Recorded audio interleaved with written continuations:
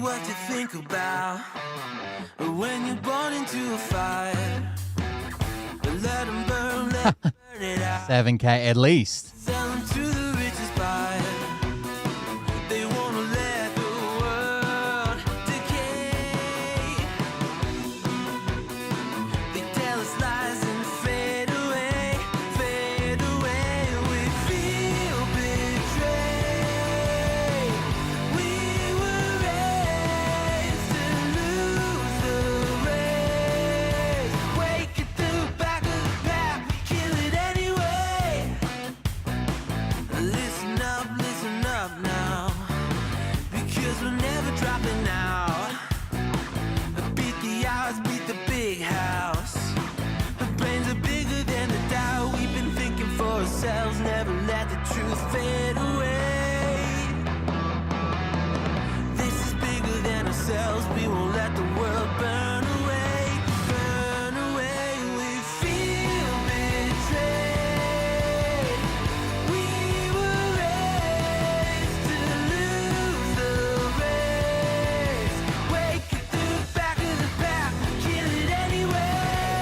To blame, haters face the world's mistakes. Wake at the back of the pack, kill it anyway.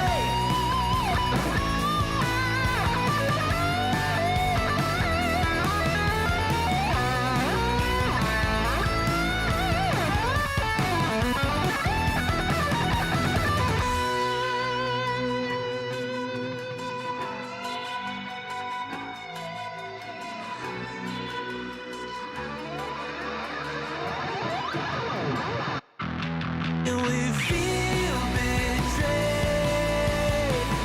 We were raised to lose the race.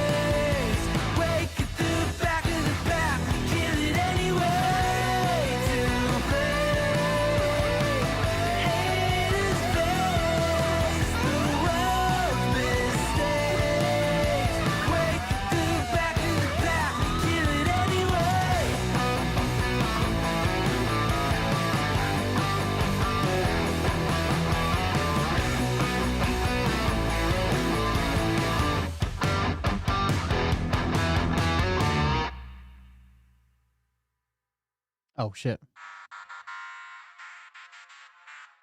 But I can tell you. No, I did not see silver hit $66 an ounce. I saw it hit 50, 52, something like that. All right, guys, let's roll the intro. Hey Daddies, it's me, the Linda Binda from TikTok. I wanted to make this video because I wanted to thank you for watching Cold Beer Confessionals with Will Bird. I think that's just incredible. I've watched a few episodes and I'm just like very intrigued. But you know what I'm most intrigued in is Big Daddy's meat stick. I heard that it's very thick, like a good old German sausage. You know, Linda and her coochie loves that. Oh, never mind. Let's not go there.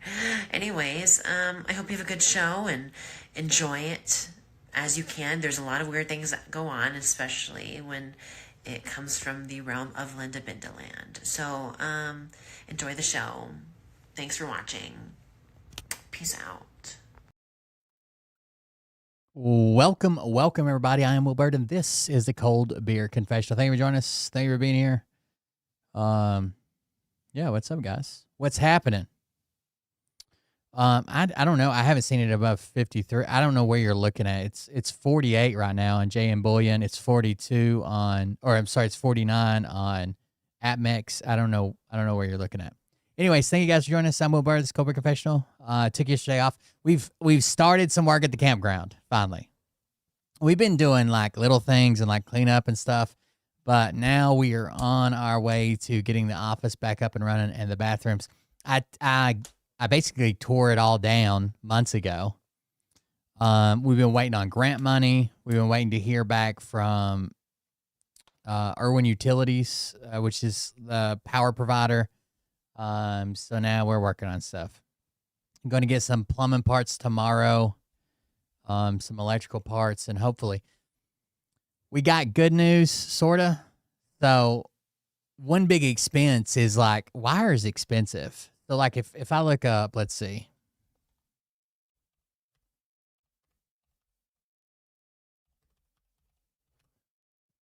Wire's expensive. So let's say I want 250 feet of 12-2 wire. Because every outlet, every switch, everything has a run of wire to it. Right? Oh, I don't pay attention to Canada. I gotcha. Like 250 feet of 12-2 wire. It's like $140 for a roll, right? And you think if you have a building and you cross that 60 fucking times, like that adds up quick. Like at least $1,000 on wiring. And that's not counting like a breaker box and a meter base and breakers and outlets and switches. Just the wire is expensive because copper is expensive and the process they go through, whatever. It's not cheap. Apparently, we're waiting on confirmation of this, but apparently our electrician was told that anything that was below water level, which I guess they're letting the electrician make the call because no one knows exactly like where the water was, because like in the office inside, the water was probably a foot higher than it was outside just because the pressure of the water running through, right? It raised the, anyways, but,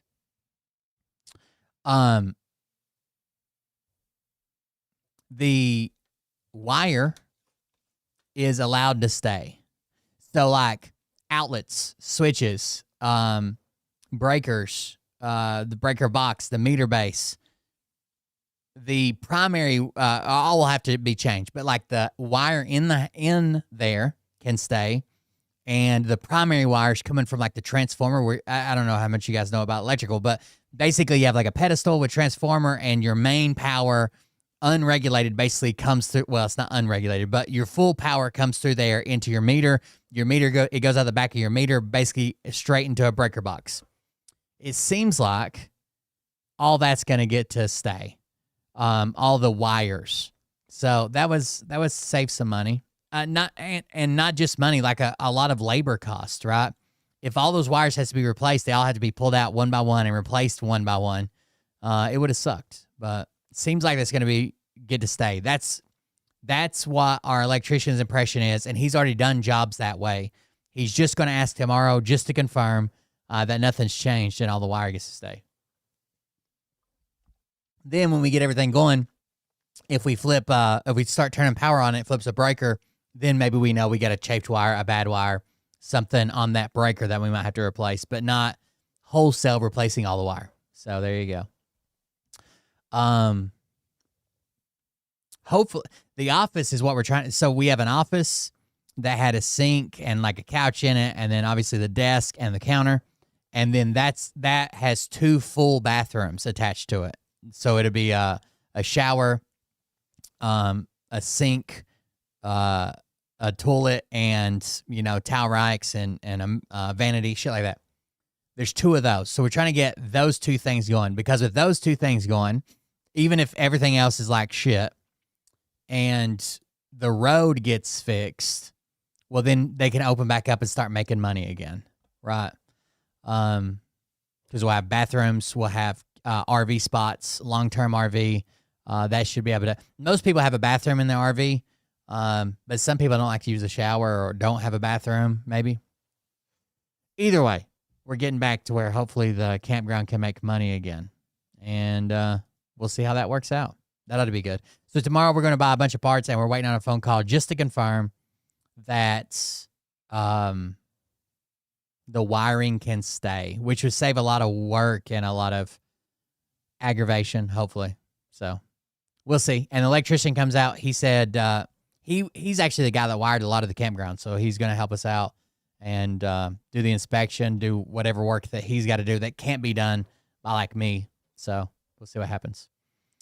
Either way, that's what I was supposed to be up early yesterday morning to go buy parts, but it turned out we had to meet the electrician instead. So that's why I didn't do a show last night. What else do we have? The No Kings protest, we talked about that. Trump started tearing down the White House. So there is a board of people that are in charge of approvals to like tearing down, building, redoing. It's not like anybody with just a whim can go out and like tear down a National Historic Site and rebuild it the way they want it, or partially tear it down, or put new floors in. Like usually all that stuff is approved. And for years and years and years and years and years and years, every president that wanted to make some type of substantial change to the White House had to go through to this board, okay? And basically, this board takes it all into account, checks out this historical significance. Is it going to destroy anything? Is it going to change this? Is it not? What all is going to happen? And that takes approval. And historically, that approval took about a year or 8 months to a year, right? Trump does not want to wait on that approval, right? So you guys remember that that slimy looking guy that hands Donald Trump all of his EOs and tries real quick to tell him what's in it, right? He's like, this, Mr. President, says that we're getting rid of all those dirty Mexicans, or whatever the fuck he says. You know what I'm saying? That guy. Well, that just happens to be the guy that Trump has installed as the head of this board that is supposed to make sure that these things are approved.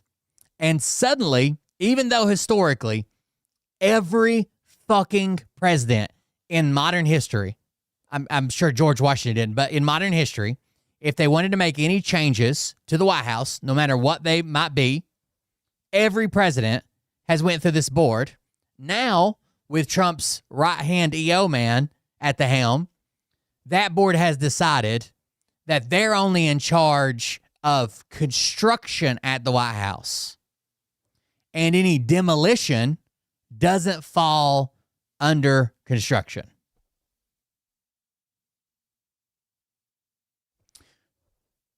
So what they've set up is basically a president could destroy the entire White House, top to bottom, start to finish, everything, bulldoze it down to the ground. The board has no say in it because they don't handle demolition, right? They only handle construction. And then the president could demand a new White House because the one that they used to have had been destroyed. I'm not exaggerating. Watch this. Of the White House today, demolition has officially begun on President Trump's brand new, huge ballroom. But can he do that? Just start tearing down the White House? By the way, does anybody know how much the ballroom's going to cost?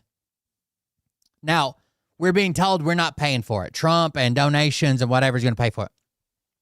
But do you know the exact number that the ballroom is supposed to cost? Because I want you to remember it, chat, okay? This is one of those remember where we parked.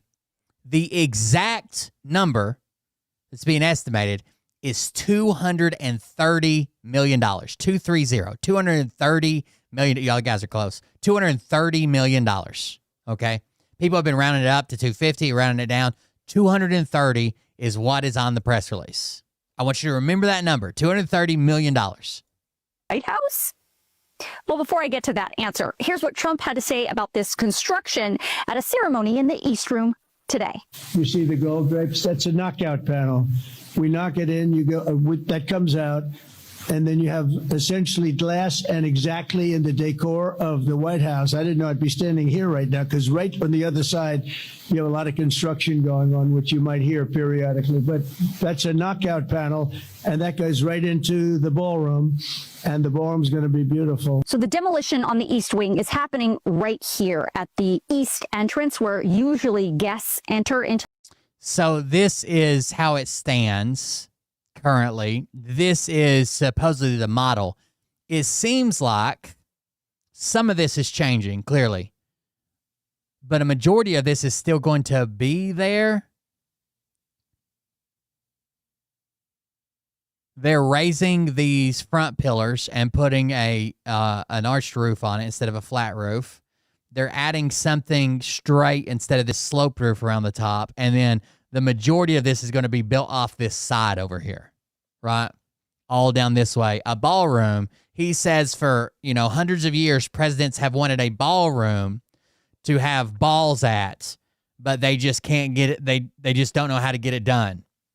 When in fact, he's the only one that's ever wanted to turn the White House into Mar-a-Lago, but whatever. The White House. It's unclear how much of this is going to be demolished, but you can see from this original picture of the East Wing and Trump's rendering of the new ballroom up on top, you can see this corridor right here is still sort of visible on the rendering, and it looks like what's going to happen is that the ballroom is going to be extended out. Well, I think that's part of this. So I don't know if you can tell this from I can zoom in. I think that might be part of this renovation. So they're putting this sloped roof on the front. See this sloped roof? But it seems to me like this low level squared off part here is probably for security. Because I know they often set up on this roof. I've seen them in DC on this roof, like snipers and people. So I'm assuming that's what this upper level will probably be. I don't know. Well, I guess we'll just have to wait and see. Again, there's a committee that would have to approve all this, but they're not. This way. So the question is, can he do this? Tear down the front face of the East Wing? You'd think there's someone or some historical preservation organization that's responsible for... Oh, I guess I should show you this. When she says tear down the front face of the East Wing, this is what she's talking about. This is what they tore down. So the awning that we're talking about, they want to change the roof of. See, it's flat here. And then we have the pillars are larger. There's almost another story here, a partial story, and we have this arched roof. That's what they tore off. That's what you're seeing them tear off with the excavator right here. On the rendering, and it looks like what's going to happen is that the ballroom is going to be extended out this way. So the question is, can he do this? Tear down the front face of the East Wing? You'd think there's someone or some historical preservation organization that's responsible for... Not only is there just one, there's one major one, but there's others that he did not even fucking speak to about it, but whatever. Giving approval for construction projects like this at historic buildings, like the White House. Well, you'd be right. There's actually a few of them, but I want to focus on the National Capital Planning Commission, which was the National Capital Planning Commission.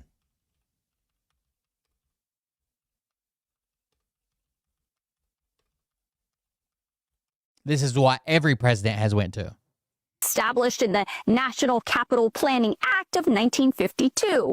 Other presidents in the past have absolutely needed to get the National Capital Planning Commission's approval to make any change on the White House grounds. In fact, in 2018, President Trump himself had to get the commission's approval for renovations at the White House Tennis Pavilion. Those Just to do renovations at the tennis pavilion, he had to go through these people. But now he claims he doesn't have to. planning approvals took about a year to come through. So this process is not new to Trump. He's been through it before. But as of the last meeting of the National Capital Planning Commission, which was just last month, there were no plans submitted to them for Weird. the East Wing demolition. In fact, now the commission is taking a completely different stance. The chairman of that commission said that his commission has absolutely no oversight or jurisdiction over demolition on the White House grounds. Now, this guy is the guy who hands him every fucking EO at his desk and tries to explain it to him because he's a fucking toddler. On the White House grounds. It is, in fact, the case that this commission does not have jurisdiction. It has long denied that it has jurisdiction over demolition and site preparation work for federal buildings on federal property. So again, demolition and site prep, a president could destroy the entire, according to this, could destroy the entire White House or any federal building, then complain that he needs a new one with no oversight because the one that he had was destroyed.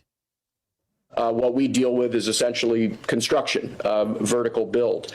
And I think any assertion We only deal with construction, not demolition. this commission should have been consulted earlier than it has been, or than it will be, is simply false and represents a misunderstanding of this commission's role. Now, this has never been the case. Usually these things are set by precedent, right?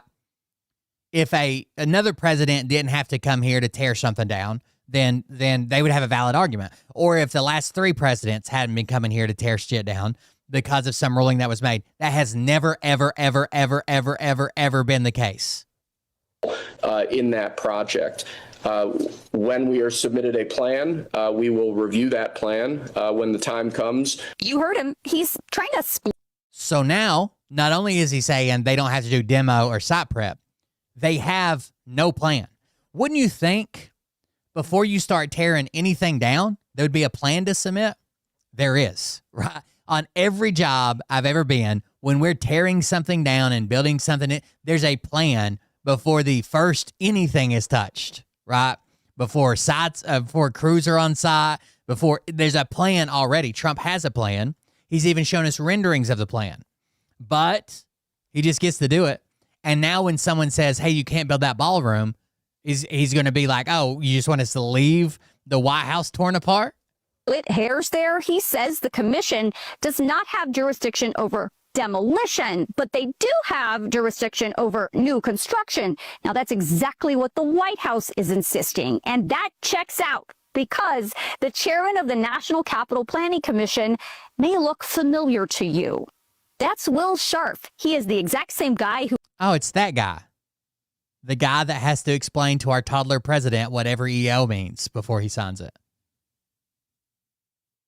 Who always talks about and then hands President Trump the executive orders for him to sign. Scharf is the White Well, at least they kept it all in-house. House staff secretary, and President Trump installed him as the chairman of the National Capital Planning Commission in July of this year, coincidentally, the exact same month that Trump announced this ballroom project. Within days. I think it was like 8 days different. So he puts this guy in charge. 8 days later, they're like, we're doing a ballroom. You're looking at the East Wing. How fucking insane. Now, I told you to remember exactly how much it's going to cost, okay? Now, that number is supposedly Trump's going to donate some, other wealthy people will donate some because they all want a ballroom. That number is $230 million, okay? 230 million. Now, if we go to some other breaking news, Trump is currently insisting that the Department of Justice owes him $230 million.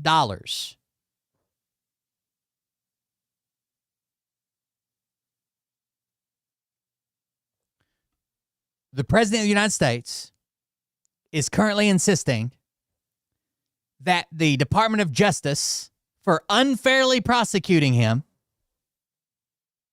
owes him $230 million. Now, think for a second. You're like, this sounds fucking crazy. Surely this won't get approved. Who are the people that would approve that the Justice Department unfairly targeted Trump and they owe him $230 million?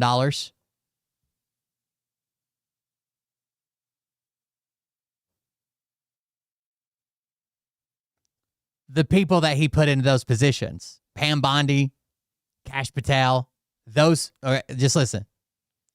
President Donald Trump on Tuesday responded to a report. Now, this report leaked that he is seeking $230 million from the Justice Department for legal costs tied to federal investigations against him, saying he is not involved in the request but would donate the money awarded to charity.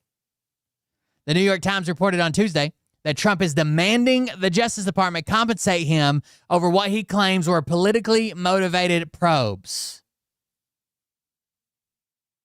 Now, Trump says, I don't even talk to them about it, Trump said of his lawyers. All I know is that they, the Department of Justice, would owe me a lot of money, but I'm not looking for money. I'd give it to charity or something. I would give it to charity, any money. But look what they did. They rigged the election. Trump tried to overturn the 2020 election loss to former President Joe Biden based on his false claims about voter fraud. In an unprecedented twist, Trump now leads the same federal government that formerly investigated him over the false election loss claims. The New York Times said Trump has filed 2 administrative claims, a step often taken before suing and seeking for damages for alleged violations of his rights. The first, submitted in late 2023, challenges the probe by the FBI and U.S. Special Counsel into Russian interference in 2016 U.S. presidential election and possible links between the Trump campaign and Russia. Now, there was Russian interference. To what extent, you can argue, right? But there was Russian interference. And overwhelmingly, there were ties from his administration to Russia. The second, filed in mid-2024, accuses the FBI of violating Trump's privacy during a search in Mar-a-Lago and accuses the Justice Department of malicious prosecution over classified documents. But the documents were found there, and you did have them, and they were classified. The only reason none of this came to fruition is, 1, you were given immunity, and 2, a judge threw it out, and there wasn't time to appeal it before you were going to become president again. And you could just pardon yourself. This wasn't malicious. This wasn't like these were fruitful investigations that came with charges. You just backdoored your way out of them. You not remember any of that? Asked whether DOJ officials would face conflicts in reviewing such claims, Justice Department spokesman Chad Gilmartin said, in any circumstances, all officials of the Department of Justice follow the guidance of career ethics officials. Ethics officials give recommendations. They don't make decisions. Who's going to make that decision? Probably Pam Bondi. So not only did this guy make a mockery of our justice system and then get away with it all, and our election system, I guess, he's now forcing taxpayers to pay him back for his time and suffering with a big rubber stamp from Pam Bondi. I guarantee. Why didn't they announce this? Why wasn't this public knowledge? Why were they trying to hide this from the media? It seems like Trump's the type of guy to show up at a goddamn press conference and say, hey, I'm suing the Justice Department for $230 million for the Mar-a-Lago raid. It was only leaked that we even found out about this. Kind of strange, no?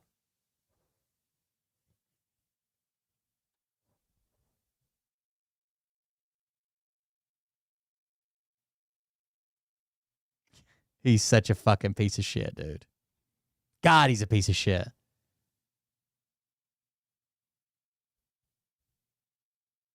while we're on the topic of planning committee, I just want to show this quickly because I know this is going to invoke some feelings in some people, okay?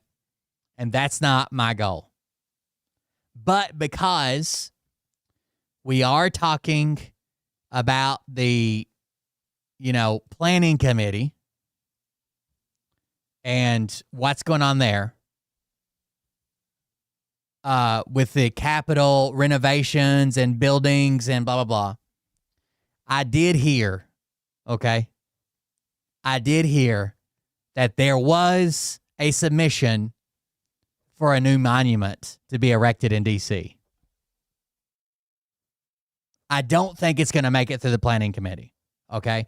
Now, you saw who's in charge of that committee, right? You saw who's in charge of the committee, the National Capital Planning Commission. You tell me if you think this monument would get approved or denied.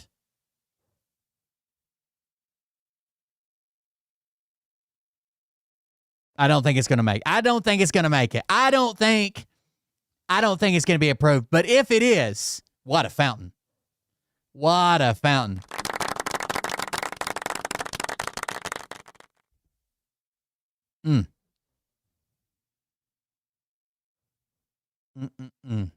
Anyways, back to everything else that's tearing the world apart. Good morning, Mr. Vice President. Hello. I'm Vice President and colostomy bag that learned how to shave. JD, do you love me? Do you love me now that I can dance? I'd like to get your thoughts on the recently leaked Young Republicans Telegram group chat, which contained messages that were overtly racist, homophobic, misogynistic, anti-Semitic. As a fellow Republican yourself, do you condone these messages? Of course. Excuse me? Not. Of course not. You didn't let me finish. I was going to say, of course I do not condone these statements, but they were humor statements made by young boy males and two lady females, I assume. I really don't acknowledge women. So you're of the opinion that these messages were just harmless jokes? Yes. And that these young men and women shouldn't experience any consequences for them? Agreed. But Mr. Vice President, weren't you quoted as saying not even a month ago that anyone who spoke ill of Charlie Kirk after his death should be reported to their place of employment? And this is where we stand at right now. Even people that said they couldn't seem to find empathy for Charlie Kirk were told, those people were told to be rounded up and reported by the Vice President of the United States. And they deserved everything that come to them, up to and including their jobs and harassment. But people that say, yeah, I really love Hitler, nothing should happen to them. In fact, J.D. Vance is going to teach his kids to be more secure when they say, I love Hitler. Not teach them not to say, I love Hitler. He's going to teach them to hide it better. He says, not, I'm going to teach my boys that this isn't right, they shouldn't say things. He said, I'm going to teach my kids to be more cautious with chats and things like that because they're going to get leaked eventually. essentially have their lives ruined? I did say that, correct. Do you really not see the problem with all this? How long has the problem worked here? You're being a hypocrite. That's a lie. I always wear protection. So just to clarify, you believe these young men and women shouldn't experience any consequences whatsoever, but that anyone who said anything bad about Charlie Kirk should. Correct a mountain, interviewer class human. You see, these were words of larva. Larva? Kids. I said kids. These are kids. Hapless, impressionable young kids who didn't even say anything about Charlie Kirk except when they directly quoted him about black women. How could you possibly stay mad at kids? Several of the people in that group chat are as old as 35. Exactly, kids, like I said. You see, it's like this. 24 to 35, they're kids. 18 to 24, youths. 16 to 18, teenagers. 12 to 15, consenting adults if they're girls who work in a spa. The point is, you shouldn't persecute people for exercising their constitutional rights. What about the fact that ICE agents all over the country, particularly in places like Chicago and Portland, have been flagrantly violating people's First, Fourth, Fifth, and Sixth Amendment rights. Those are American heroes keeping America safe from aliens, and aliens have no rights in the Constitution. What are you talking about? The Constitution is very clear when it's talking about the rights of citizens and the rights of people. You get it. Rights are for people, not aliens, except the ones wearing hillbilly meat suits. Meat suits? Skin. What? Clothes. What about the actual children that have been detained by ICE agents, some as young as 4 years old? Those are persons of interest in an ongoing investigation. Seriously? I am a lawyer. Look, it just seems to me like you hold people to completely different standards based on where you think their loyalties lie. That's ridiculous, fellow organic man. I treat everyone equally. I'm gonna throw some words at you, and you just tell me the first thing that pops into your head. Okay, good. Republicans, swell fellas. Democrats, gross losers. Proud Boys, misunderstood heroes. Antifa, a real organization that is real and evil and destructive and real. Project 2025, a sensible document for America. The Constitution, either perfect or pointless depending on who is talking about it. MAGA, an okay good slogan. No King's protest. Terrorism. Irony, what is that? Usha Vance, who is that? Brock Turner, made a mistake. Breonna Taylor, should have complied. Donald Trump, daddy. Peter Thiel, daddy. Golf assistant, caddy. An Irish person, patty. Mayonnaise, delicious. Mustard. Slavery. Due for a reboot. Wait, hold up. What was that last bit? Humanity's time of free will and chaos. This guy's pretty funny. To an end. The Glothian Mining Consortium will allow all human peoples the joyous opportunities of mandatory lobotomies and endless toil. The whole of the globe shall finally know peace once all the precious minerals are removed from the Earth's crust, mantle, and core. Do you have any more word associations for me? Ashley Furniture. Unbridled, explosive passion. Can we go? No, I was just saying it to get your reaction. Why would you bring it up if we can't go? That seems so wrong. All right, Mr. Vice President, I'm going to have to ask you to calm down.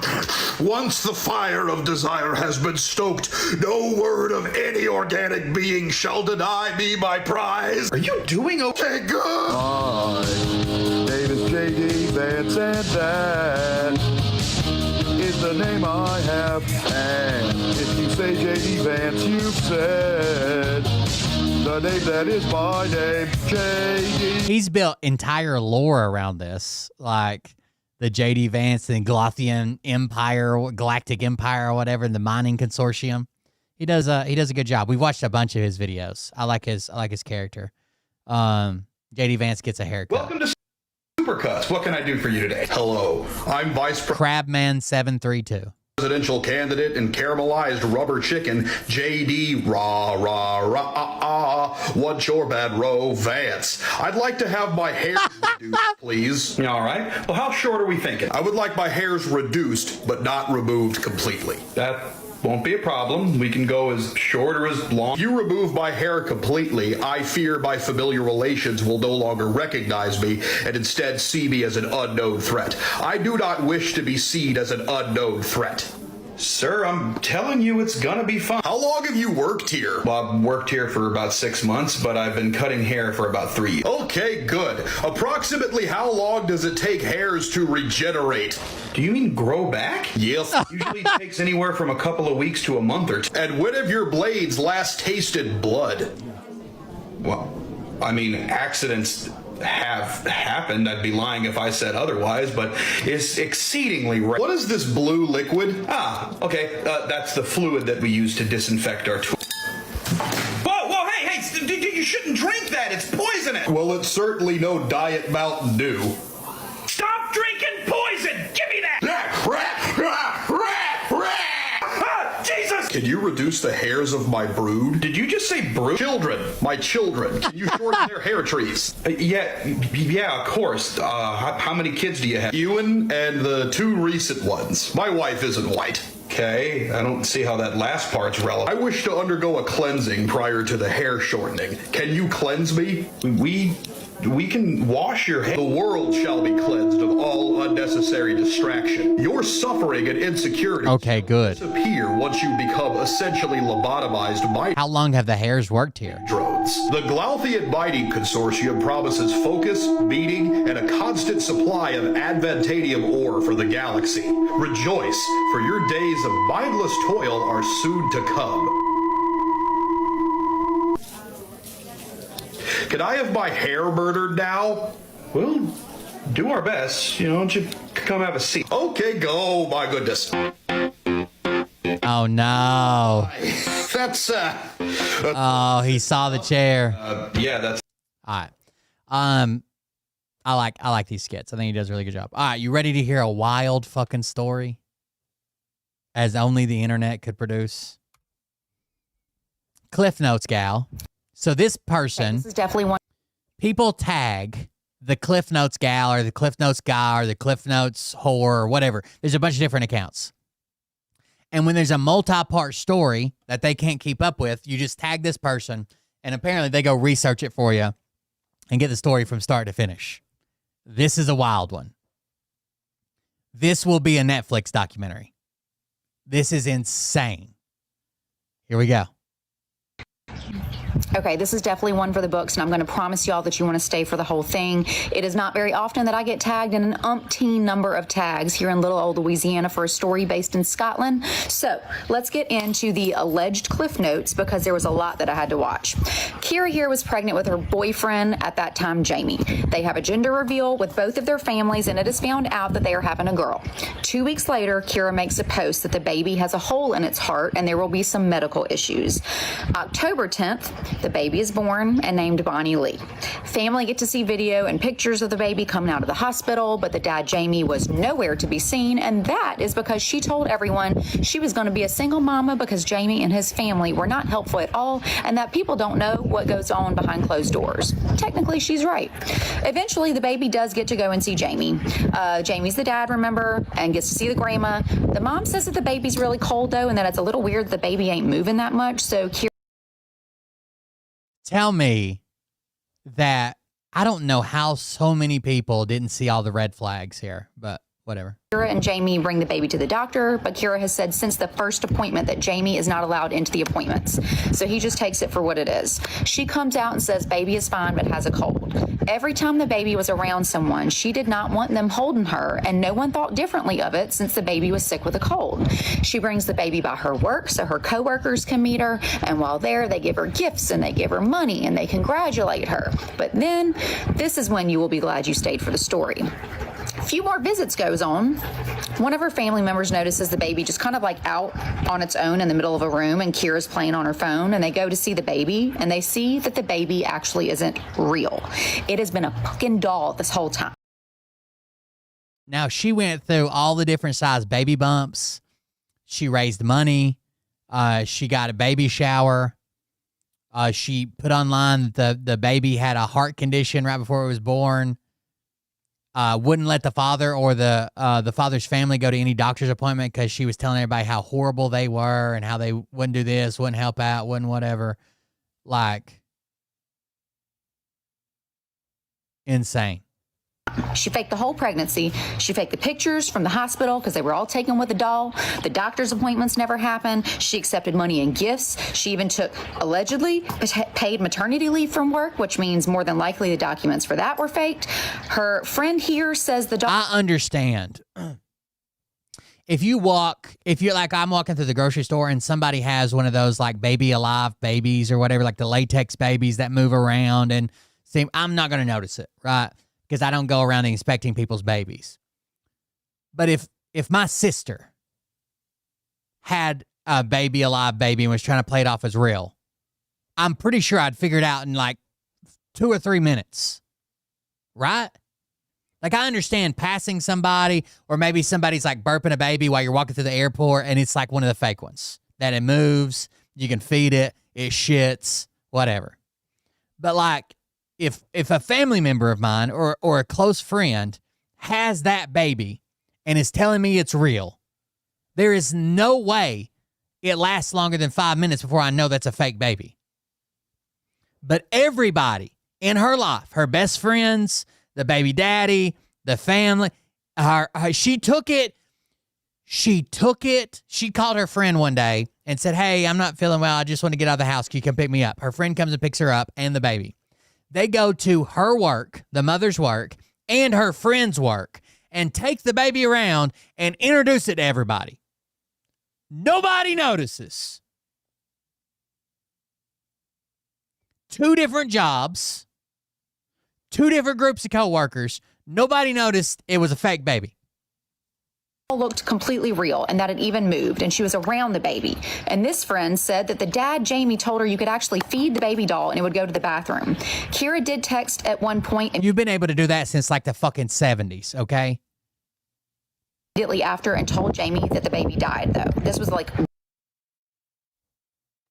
Almost immediately after, she's like, oh, the baby died. right after it was caught. And normally I don't show kids' faces on my videos, but this is a damn doll. So here's a few pictures and a video that she sent There it is. Even from here, I'm like, man, that don't look realistic. to her family and friends. And it is also alleged that she And look how it moves. faked cancer before this doll pregnancy. So my question is, Netflix, when you getting involved? Okay, bye. Okay, this is definitely one for the books, and I'm going to promise you.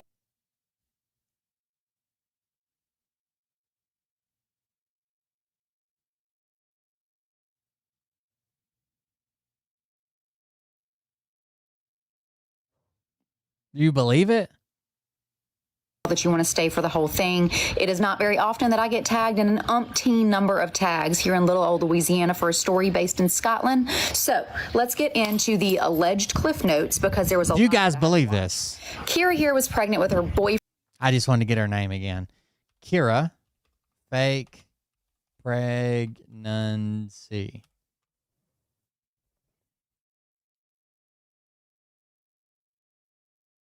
This woman faked a pregnancy and even held a gender reveal. Look at this gender reveal. Meet Kira Cousins. She told friends and family she was expecting a baby, sending scan photos, posting updates, and I can understand. It would be easy to get a baby bump. There's not that many people are touching you, and some of them even feel realistic. It would be easy to pull off ultrasounds at the right time, like I'm supposedly 20 weeks. Here's a 20-week baby. All that would be. But the real baby with not complete strangers, like your friends, your family, even your coworkers. If it's in the room with us and you're asking me, hey, check out I understand she told them, like, hey, the baby's really sick, so we can't be like touchy-feely, which a lot of parents do now anyways. But from across the office, I'd be like, bitch, that baby is made of rubber. Why'd you bring a rubber baby?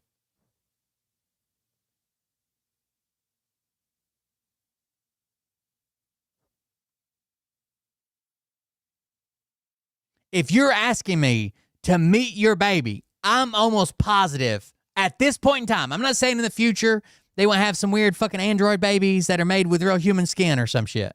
But at this point in time, I'm going to be able to tell that baby's fake. Even if I don't like you and I'm like, yeah, whatever, stupid fucking baby. I'm pretty sure we can all tell the baby's fake. I don't know how she fooled so many people. and throwing a gender reveal party where everyone brought gifts.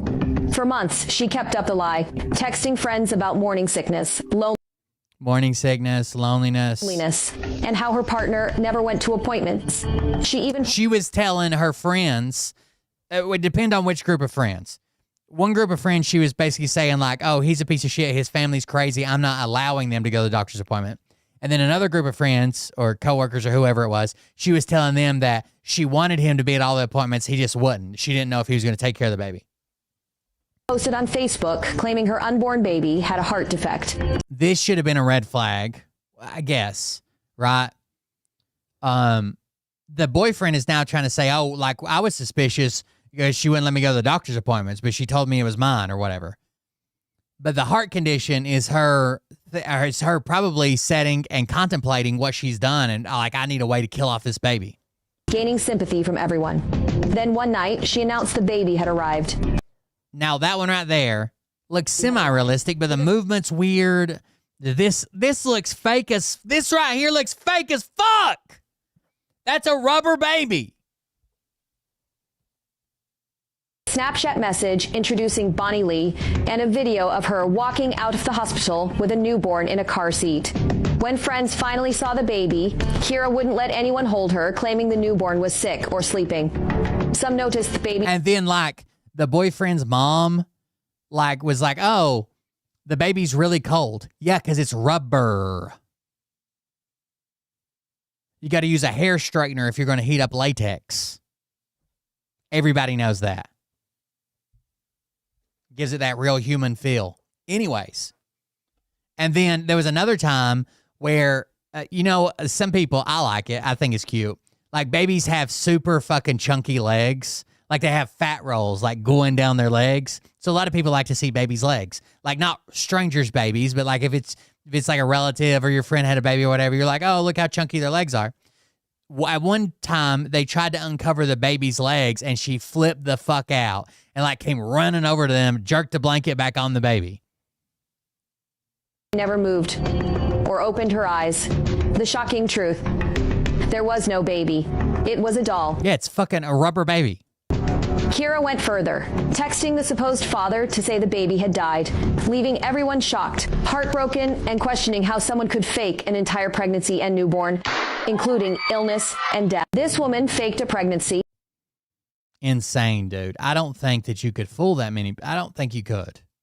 Y'all tripped and fell down a rabbit hole, and I have a story to tell you. I want to see more pictures of it as reason I'm watching more videos. Scotland. She's like 22, 23 years old. She and her new boyfriend, Jamie, get pregnant. She's thrilled. Not sure how thrilled Jamie is, but whatever. They're having this baby. They tell everyone. I hope her boyfriend stays with her and they do have a baby. Happily ever after. I have never, ever, ever faced any side effects from sticking my dick in crazy bitches. Both sides. I don't think you can. I think God smiles down on you. Friends, coworkers, everybody. A couple months in, they have a huge gender reveal party. Everyone's thrilled. They do one of those confetti things. It's a girl. She's constantly posting on social media all about this new baby, okay, that's going to be born. Her name's going to be Bonnie Lee. What a great name. There's videos of her with the baby bump and the baby's moving and, so exciting. She tells Jamie that he's not allowed to come to the doctor's appointments because they're not technically together or they're not married. I don't know, whatever. She tells him a story. She tells everybody else that Jamie is not interested and his side of the family's no good and she's going to be a single mom. Middle of the night, October 10th, she gives birth alone in the hospital. She brings the baby home. How did mommy and daddy get so lucky? She takes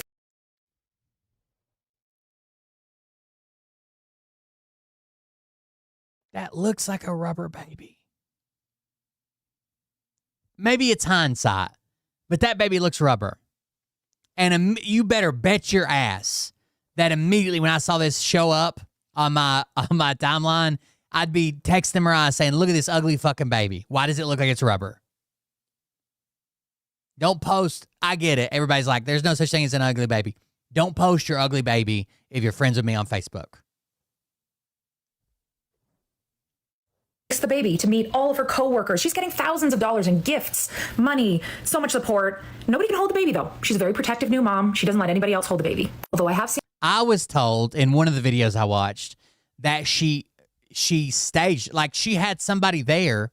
Like she said she went into labor. By the time she texted everybody, she said she went into labor, no complications, everything was done. Then she had people come pick her up from the hospital and record her like walking out of the hospital with this rubber baby. In a video on TikTok of the dad holding the baby. Very sadly, the baby has a heart condition. Okay, so she's setting this thing up. If you haven't already figured it out, the baby's not real. That's a reborn doll and not even a very good one.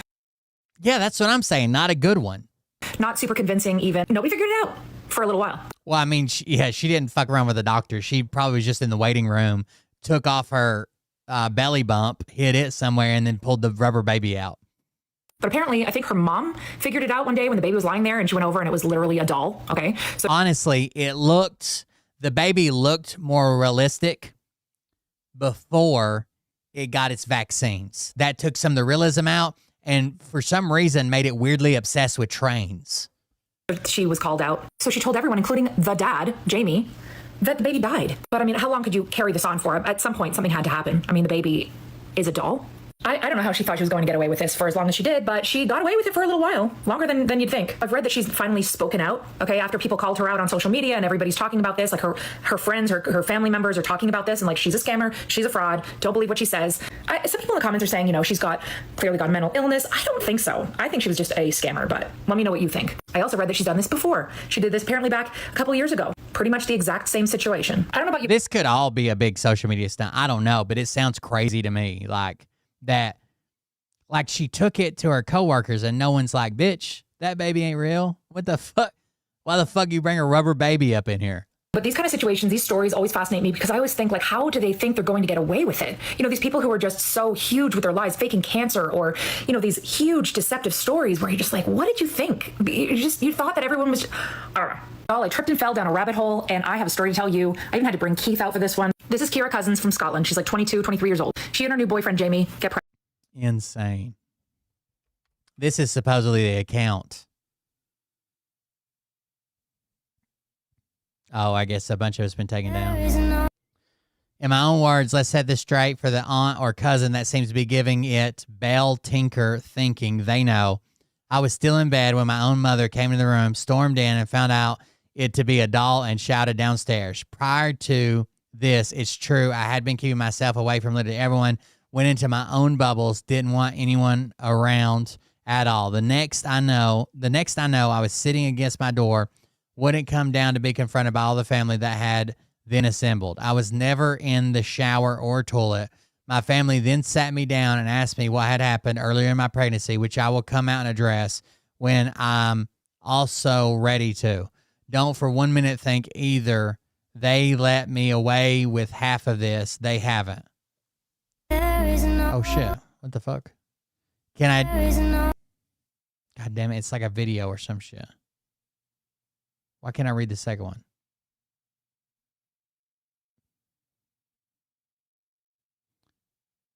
Oh, because it's on a fucking timer.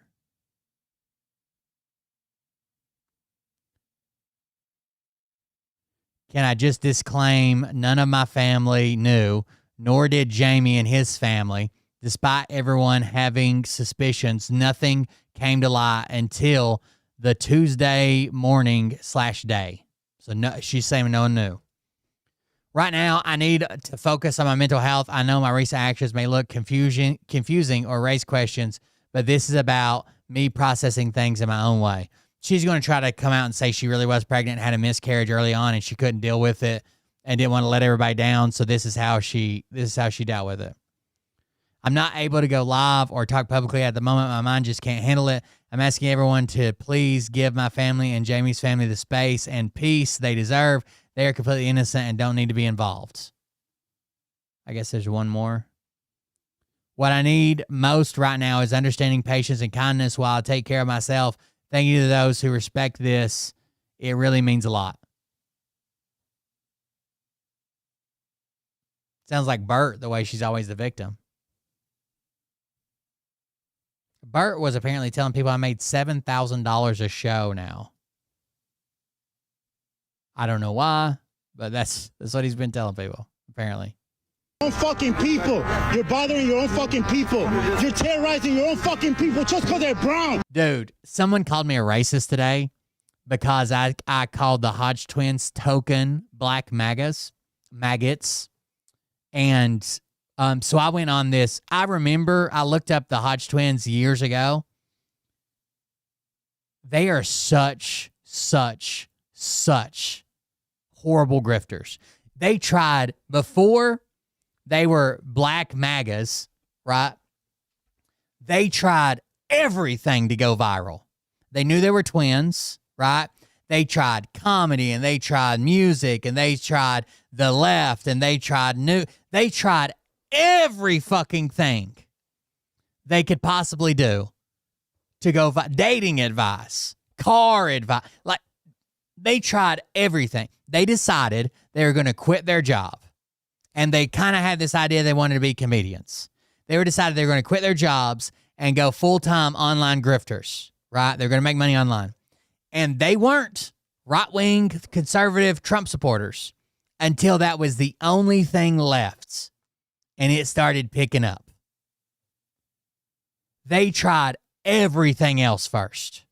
They tried comedy, and they tried news, and they tried they did so much. And then because the MAGA loves some black people, so we can say they're token. That's it. That's the word for it. It's not being racist. That's what they are. Literally, MAGA propels these creators to the front. So when someone says, hey, you're racist, they can say, nuh-uh, look right there. Those guys are black and they understand it and they support Trump. It's not right. That's the word for it.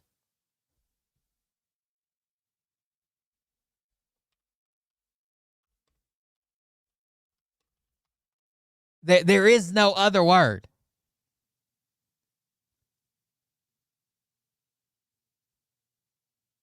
They are being used by the movement for symbolic purposes to present a false appearance of diversity, even though almost all of Trump's actions go against the black and brown community. That's the word for it.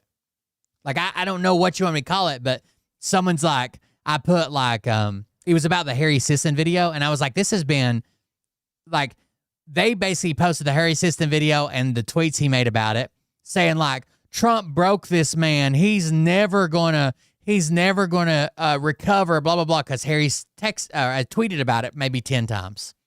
And I put, like, this is the best press. Like, why would Harry drop this, right? Trump introduced him to millions of people who never would have heard his videos, never would have known who he is, right? Because it's from the other side of the aisle. Trump introduced this guy to them. He had to capitalize on it. It's a fucking gravy train. And I was like, we all can't be, the twin token black maggots or whatever. And then someone's like, I guess we know who the racist is in the room. I'm like, you don't understand. First of all, your side as a whole doesn't understand anything about racism. Second of all, you're the last people to be able to start pointing fingers and be like, racist. What the fuck? Get the fuck out of here with that. You could try. It's just not going to work.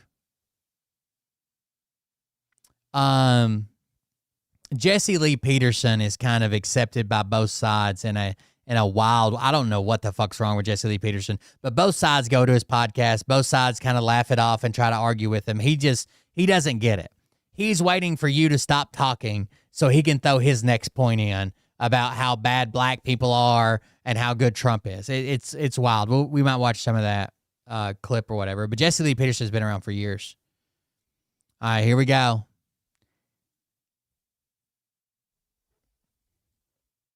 Let's say that you were stopped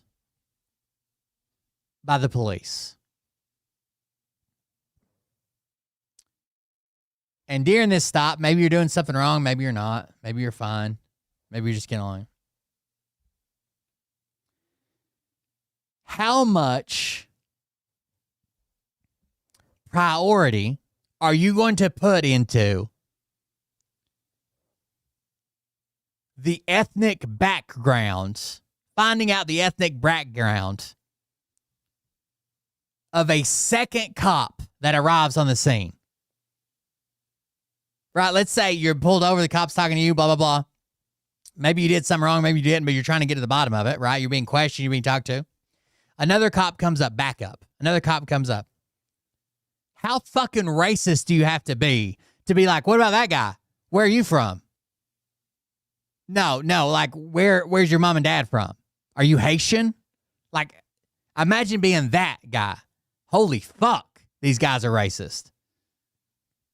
This is ICE, by the way.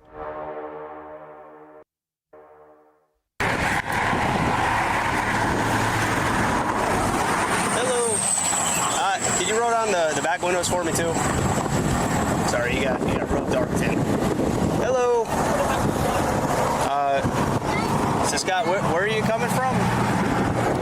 Miami down here to Marana. By the way, he also tries to throw his weight around. So he's a racist with a badge. Of course, they'll take anybody right now for fucking ICE. The more racist, the better. But he's like, oh, you're talking about this? I'm federal. That don't mean shit to me. So you're coming from Miami to Isla Mirada, and then you're going back to Miami? Yeah, I live in Miami. Okay. Do you know where you are right now? Yeah. Where are you?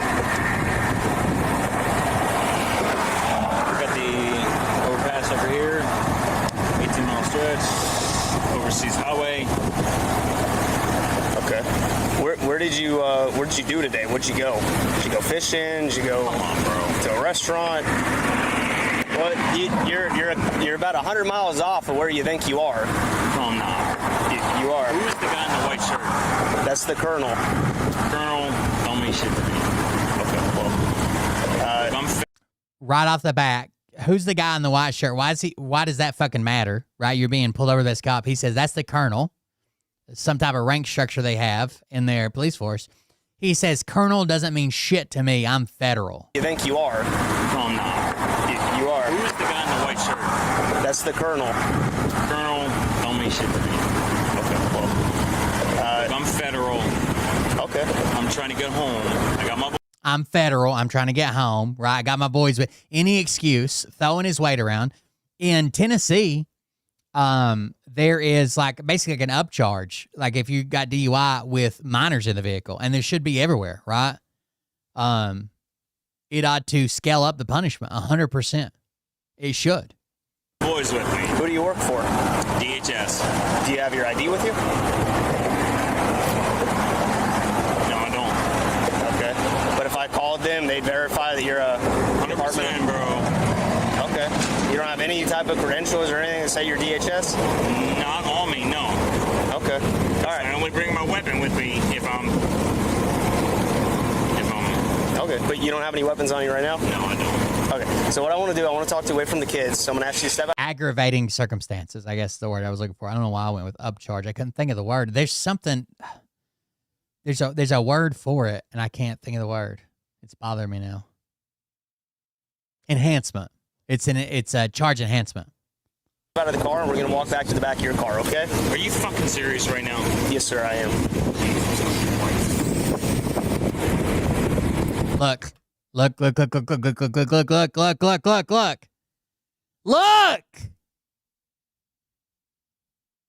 Now, I wonder if he's concerned about this guy's qualifications or maybe how long he's been on the police force or nope. No, none of that? Okay. Boys. It's okay. We're just going to walk back to the back of the truck and we'll have a conversation, okay? Yeah, well, They're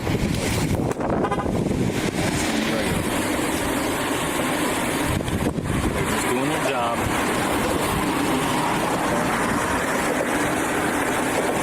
The cops are being nice, even letting him interact with his kids right here. Like, they could really be dicks and be like, we're going to the back of the truck now.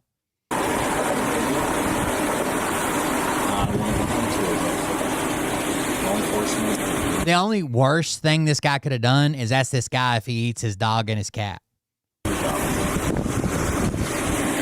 Thank you, sir. I appreciate it. So we can just walk like right over here? Guys, come over here. Can you just come over here for me? Okay. So, I'm going to say this. Is maybe going to. I'm sure people are going to clip it because it's going to make me seem like a piece of shit.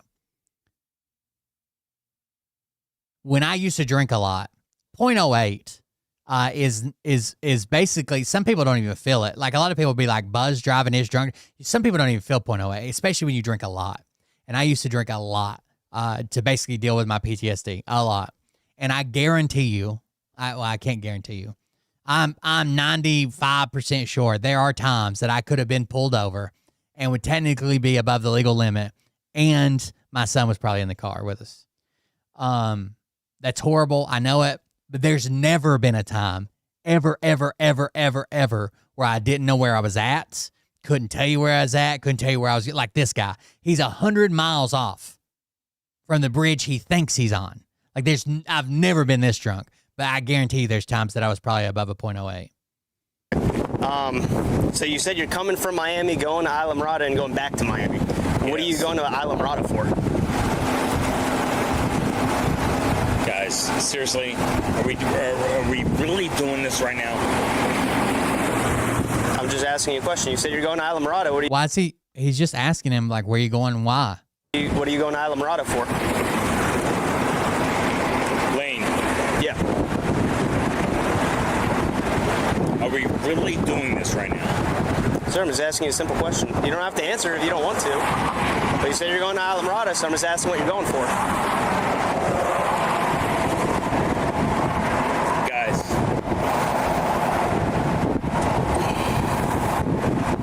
much have you had to drink today? About 4. 4 what? 4 drinks.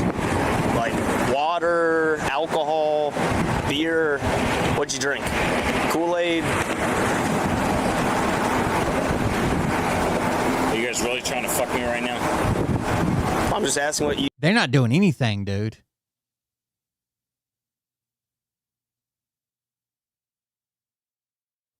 You look like you're impaired. I smell alcohol coming from you, so I'm just asking how much you had to drink to make sure you're not too impaired to drive that vehicle.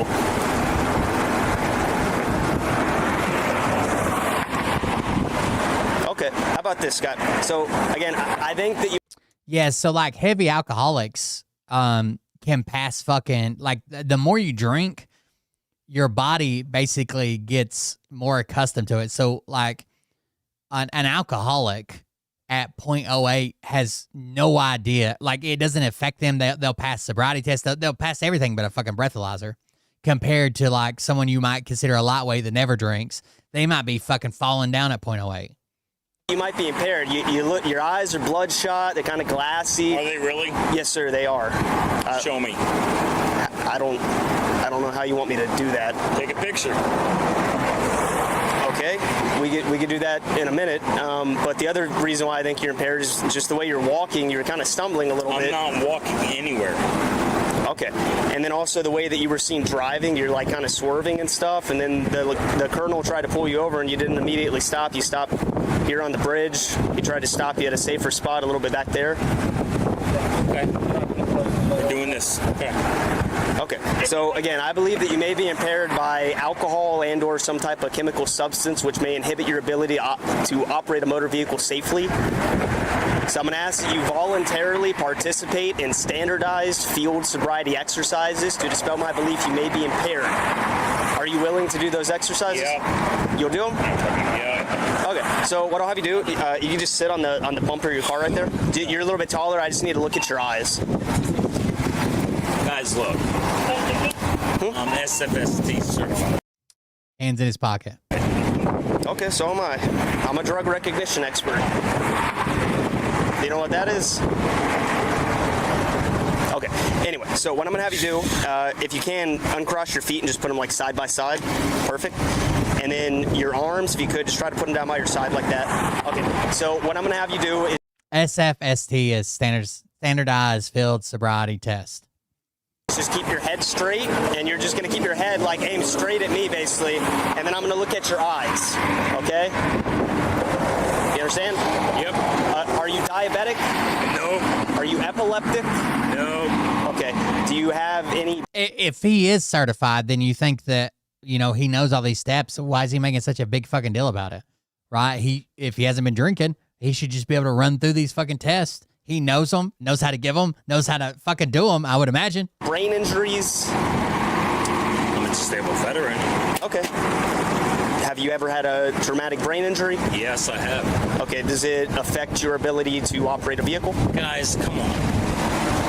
Okay. Well, I'm just asking what your brain injury is. Does it affect you in your everyday life?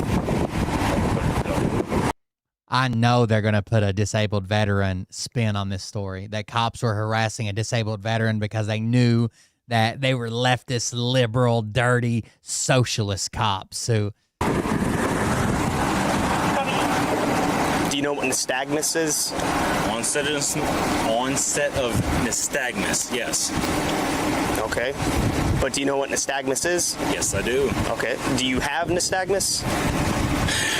Guys, are we really doing this? Okay. Do you have any medical issues that I need to know about? Are you on blood thinners, pain? Nystagmus is just the bouncing of the eyes, right? It's a rhythmic bouncing eye movement. Sometimes it's all the time. Sometimes it's at the edge of your vision. This is the pin follow the light test. We've been through all these before. Killers. Lane. Yep. Talk to me. I'm talking to you right now. He keeps calling him by his last name. I'm just talking to you, man. It's all right. It's all right. Take a deep breath. No, if you haven't drank too much to There are many lawyers that would recommend that you do not take field sobriety tests, but you have to be willing, depending on what state you're in, You have to be willing to get cuffed and go somewhere. You know what I mean? Like, maybe you have to go fucking to jail and blow or whatever. And still then, a lot of departments will say, well, you know, you didn't fail for alcohol, but we believe you have drugs in your system. Yeah, it's crazy shit, but. Not be able to operate a vehicle safely, then, you know. Lane. Yeah. Come on, guys. We are both law enforcement. I'm going through a divorce. He's asking for special treatment because he's a cop. Blatantly asking for it. Don't take my kids, man. I'm not taking your kids from you, man. I'm just making sure that you're safe to drive the car. Imagine that, going through a divorce.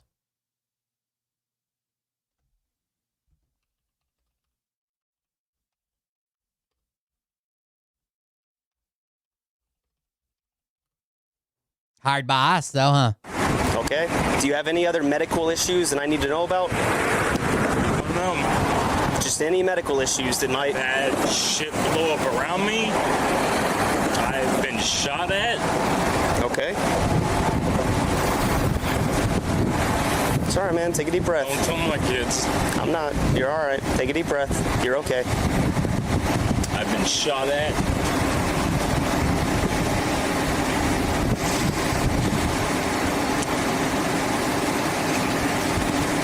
People have tried to... Usually domestic violence rates and divorce rates are super high in law enforcement. They're pretty high in the military, too. Kill me.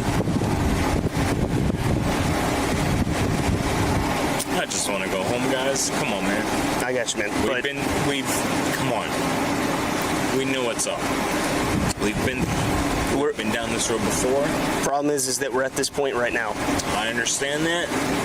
And you know that I have to do what I have to do. I understand that, but my boys are everything. Okay. Where's their mom at? I don't fucking know. Do they have anyone down here that would be able to take care of them? I'm not saying you're going with me, man, but you're all worried about this stuff. I'm just trying to figure out, you know, if there's someone else around here that, you know, maybe they could come drive the car if you think maybe you drank too much to drive. Guys, no. No? They're my everything. Okay, so no medical problems that are gonna... Oh, I forgot to tell you on Facebook today, I saw a lady that literally couldn't have phrased this better and was still attacked by MAGA. Affect your ability to follow my finger? Nope. Okay, so again, what I'm gonna have you do is just keep your head straight, and I'm just gonna have you follow the tip of my finger with your eyes, and I'm just gonna go side to side, and then I'm gonna go up and down, and I'm gonna do a circle around your head, and I'm gonna tell you what I'm doing before I do it, okay? I'm not gonna touch you or anything, but again, I just want you to follow my finger with your eyes and don't move your head. Do you understand? Yep. Okay, ready? Yep.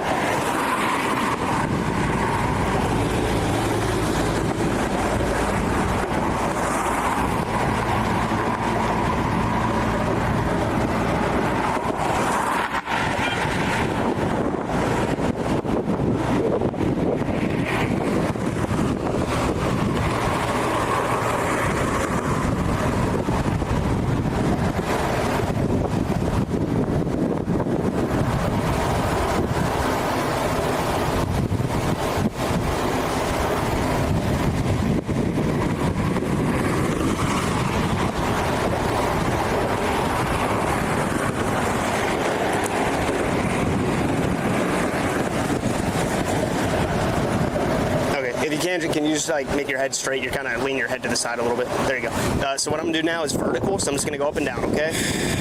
Ready? Same thing. Just follow with your eyes. Don't move your head. Ready?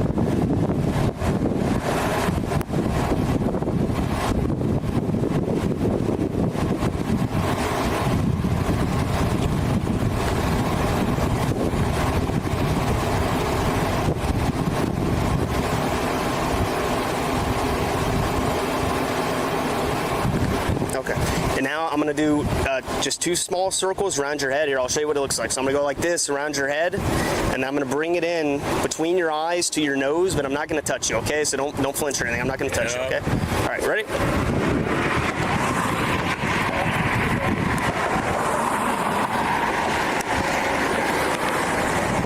All right, one more time. Ready?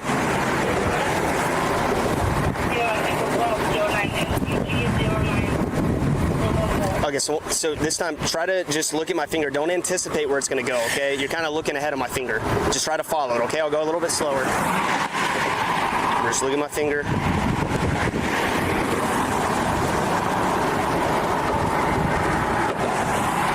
Okay. So the next thing I'm going to have you do is the walk and turn. We'll probably do it right here.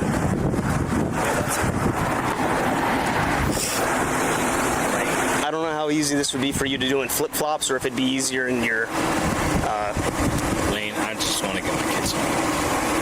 I got you, man. Come on, dude. I'll tell you a true story. I went through the same thing 2 years ago. You divorced? No. I am. This. I'm going through a divorce right now. He's trying to talk about the DUI, bro. Look, man,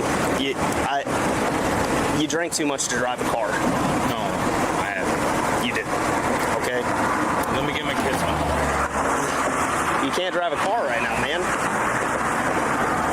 Based on what I'm seeing so far, unless, if you do good on this, maybe I'm wrong. Okay? That's why we're doing these, so that you can dispel my belief that you're impaired. Okay? Because right now, when I'm seeing the stumbling and stuff, I want to see if you can do this Stumbling, stuff. I'm not doing anything. I'm sitting right here. Well, no, when you walked out of the truck at first, you kind of, it looked like it. Maybe I'm wrong, okay? But that's what this stuff is for, so that we can dispel that belief that I have that you're impaired. Okay? So the next thing we'll do is the the walk and turn, okay? So what I'm gonna have you do is just put your left foot on this line right here. Here, if you can, just step forward. I don't want you to be touching the truck at all. Just a little bit forward, just so you're not next to the truck. There you go. And now you're gonna put your right foot in front of your left foot, touching heel to toe. Your right foot in front of your left foot, touching heel to toe. Perfect. All right, and if you can, put your arms back down by your side. Harkins, try to stand there just in case. All right, so again, just put your right foot back in front, and then your arms straight down by your side. There you go. Now just stay like that. If you have to put your hand up, just put it right back down, okay? Okay, so just stay like that. Don't do anything else until I tell you to. Do you understand? Yep. Okay, so if you can, just try to get back into that position. Well, I want to know the directions. Well, that part of the directions is that you're supposed to be standing like that while I give the directions. That's okay. All right. So the position that you're supposed to be in right now is like this. Left foot on the line, right foot in front, touching heel to toe. What I'm going to have you do in just a second is I'm going to have you take... They usually don't. I think the cop told him that the guy's so much taller than him, he couldn't see his eyes, so he told him to sit there. But usually they don't let you lean on anything or even put an arm on it. It's hands down to the side, feet shoulder width, straight ahead. They don't usually do that. But it's also a culmination of all the tests, right? It's not like one test, like you pass and you fail. It's a culmination of stuff you see in all the tests. So maybe he puts less weight into that test because the guy was sitting down. I don't know. 9 heel to toe. I don't know that it says that you can't take it seated. I've seen the instruction book for it. I bet you can take it. Hold on. Steps down the line. I'm going to have you touch every time, heel to toe. Heel to toe. So, heel to toe. Heel to toe. You're going to keep your feet on the line, okay? If you stop walking or if you step off the line for any reason, I want you to just put your foot back on the line and keep walking.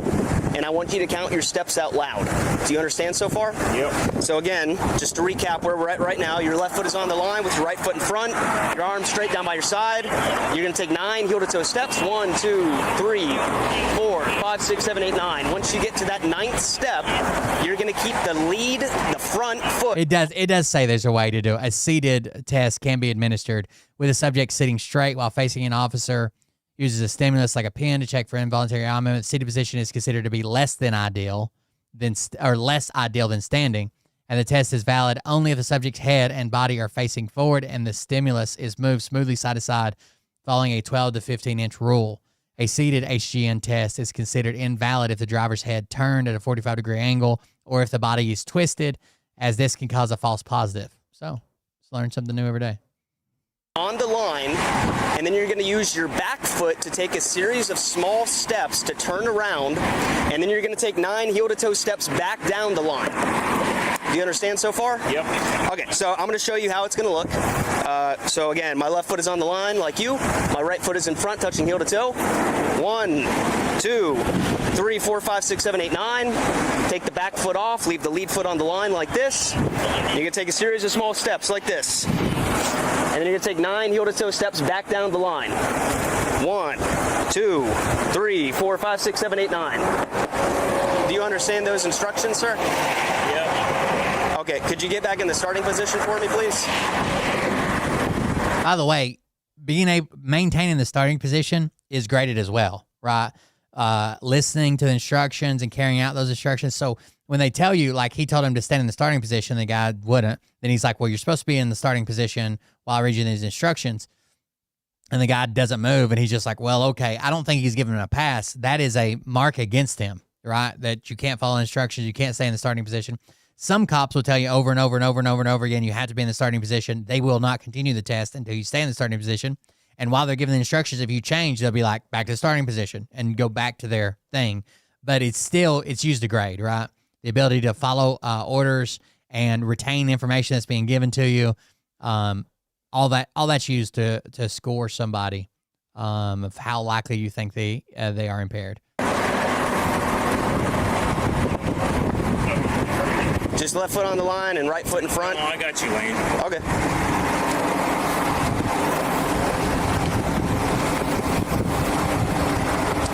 Give me a minute. Okay.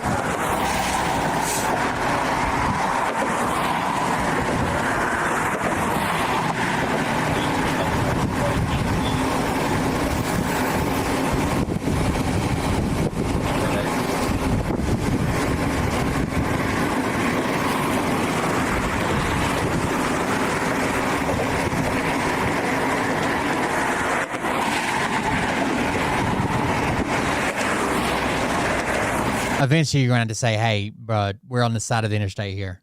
No one wants to be here. We're going to have to do these tests. All right, you got it, man. You can do it, okay? I don't... You don't understand. Okay. Now he's going to cry for a while. I wonder how many people he's helped round up with ICE that have asked for him to be lenient or to cut him a break, or they just want to take their kids home, or they're going through a divorce, or... I just don't want to be standing on the side of the road any longer. Talk about this. Okay. Would you like to try the one-leg stand instead?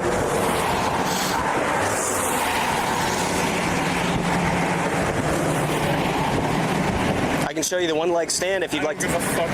Okay. Come on. Guys. I'm going through a divorce right now. You're missing all this. My wife is trying to take my... Everybody has bad days, dude. Everybody has bad fucking months or years or whatever. Like that doesn't change any of this. Kids. He was actually, they didn't want to stop him on the bridge. The guy that's not featured here, you can see him in the first part of the video that's in like a white, like a dress shirt. They call him the Colonel, whatever rank he is, Colonel. He tried to stop him way before he got on the bridge, and the guy refused to stop. So he called I'm pretty sure I was told he was in an unmarked car, but it had lights and sirens. They called in a uniformed officer with a marked car to do the traffic stop because the guy just kept driving. Just give me a minute, hurry. And that's how we ended up on the bridge. Okay.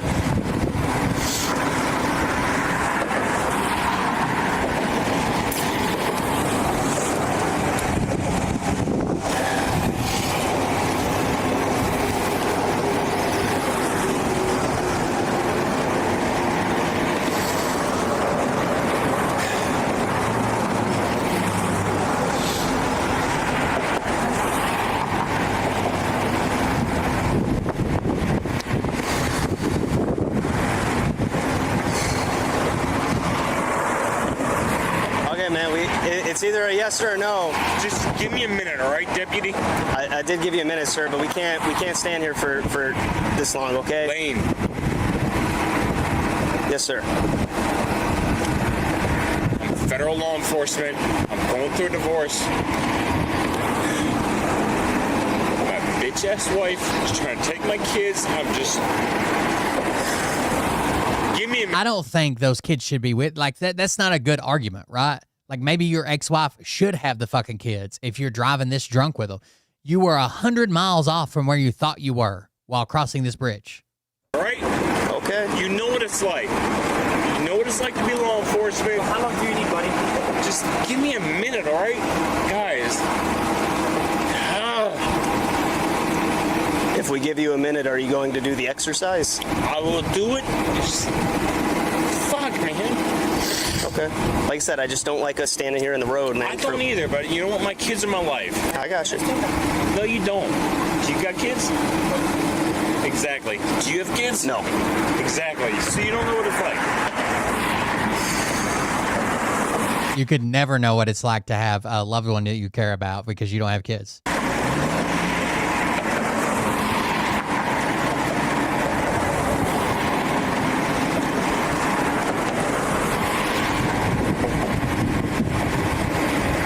What's up, Rob? You know what? Call my supervisor. Okay. Do you want to do the exercises or no? I'll do it. But you know what? What's homeboy doing down there? You know, guys, come on. Make sure we don't sit because when it's out of the water, you don't want to get hit. You don't want you to get hit. That's why we're trying to do the exercise. That way we can move on. Are you Haitian? That's not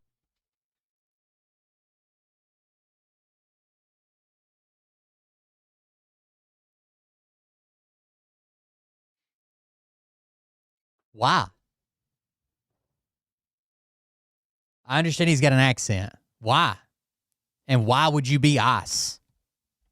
Like, too many things don't fit together. This is wild, dude. What's homeboy doing down there? You know, guys, come on. Make sure we don't sit because when it's out of the water, you don't want to get hit. You don't want you to get hit. That's why we're trying to do the exercise. That way we can move on. Are you Haitian? That's nothing to do with my wrist, buddy.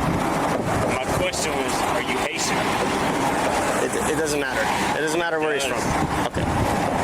Look, man, I really need you to do the exercise. If you don't do it, then I'm going to say that you're refusing to do the exercise. I get it. You need a minute. I gave you a few minutes, okay? But let me talk to your supervisor. Not right now, sir. Yeah. That's not how this works. You can talk to him at... It is how it works because you guys are local. Okay, that's not a statute or a law or a policy or anything that we have. He's the second from the top underneath of the sheriff. Okay? He's the one that pulled you over. Okay? If you want to talk to him, we can, but right now I'm in the middle of an investigation, and you're not going to talk to my supervisor in the middle of my investigation. When I'm concluded with my investigation, whichever way that goes, whether it's you in your car driving away or you in the back of my car in handcuffs. He knows he's not driving away, but he's got to, he's trying to say, look, you got to finish this either way. If you want to talk to my supervisor then by all means, you can. But when I'm in the middle of an investigation, it's you and me, no one else. Okay? So this is the last chance I'm going to give you, okay? Do you want to do the walk and turn exercise? Yeah, I'll do it. Okay. So again, put your left foot on the line, and then put your right foot in front, touching heel to toe, and your arms straight down by your side. Okay, I'm going to show you the instructions again real quick, just to refresh your memory, okay? So left foot on the line, right foot in front, touching heel to toe. 9 heel to toe steps. 1, 2, 3, 4, 5, 6, 7, 8, 9. Keep the front foot on the line. Take the back foot off the line, and you're going to take a series of small steps with the back foot to turn around, and then you're going to take 9 heel to toe steps back down the line. Do you understand the instructions? I do. Okay. I want to talk to your supervisor. Again, sir, once we're done with the investigation, you are more than welcome to talk to anyone that you would like. Okay, you may begin.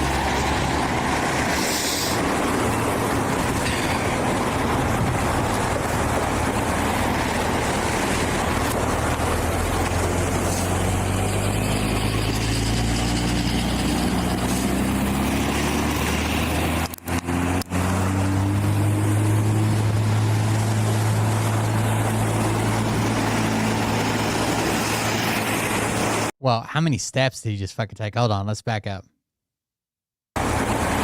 1, 2, 3, 4, 5, 6, 7, 8, 9, 10, 11, 12, 13, 14, 15, 16, 17.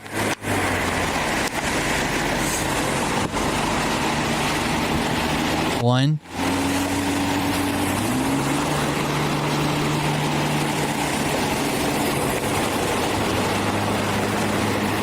2, 3, 4, 5, 6, 7, 8, 9, 10, 11, 12, 13, 14, 15, 16, 17. Okay. Wait, he did 17 both ways. Awesome. So for the next one, the one leg stand, we can come. Even taking one extra step is a mark against you, right? They specifically say 9. You're supposed to count them out loud. 9. You're supposed to turn in the way they say, where you use your back foot to make a bunch of smaller steps to pivot around your front foot. That's the way most of them get. Some of them give instructions different, but you're supposed to follow the instructions that you're given. Come over here just so we're not in the road anymore. Scott, can you walk over to me, please? Do you want to do the one leg stand exercise?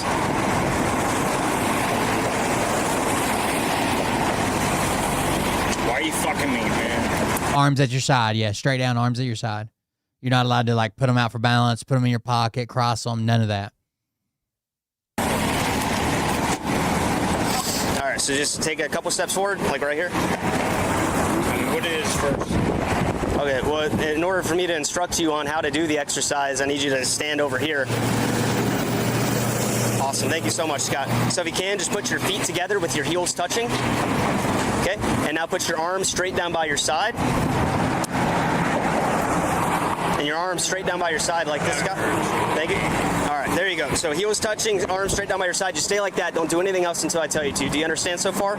Yep. So when I tell you to, I'm going to tell you to raise one foot. You can choose the right or the left. You're going to raise it approximately 6 inches off the ground. You're going to keep your foot parallel to the ground, and you're going to look at the elevated foot while you count out loud in the following manner.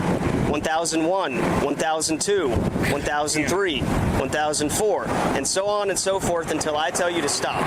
Do you understand the instructions so far? Yep. Okay, so again, the way that it's going to look, your arms are straight down by your side, your feet are together. I'm going to tell you to begin, and you're going to choose either your left foot or your right foot. So when I say begin, if you want to pick up your left foot, you're going to pick it up about 6 inches off the ground. Again, keeping your foot parallel to the ground while you keep your eyes on the elevated foot. Do you understand that so far, Scott?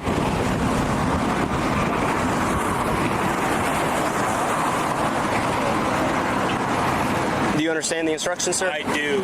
Okay. So again, the way that it's going to look, I'm going to show you one more time. I'm going to do it with my right foot this time. I'm going to say begin. You're going to raise your foot about 6 inches off the ground. It's about the size of a soda can, okay? 6 inches parallel to the ground, and your feet on the elevated foot. And you're going to count out loud: 1001, 1002, 1003, and so on and so forth until I tell you to stop. Do you understand all the instructions, Scott? Yeah. Okay. You may begin. 1001, 1002, 1003, 1004, 1005, 1006. Guys, what the fuck are we doing right now? Seriously. Okay, Scott, can you be honest with me? How much did you drink today? I had about 4. 4 what? Drinks. Okay, a drink to me is alcohol, or is water. I have not drank in several weeks. You don't drink alcohol? I have not drank alcohol in several. Guys, don't fuck me. Do you take any depressants? I take medication because I'm a war vet. What type of medication do you take? Again, you're trying to use it to get out of the ticket. I'm a war vet.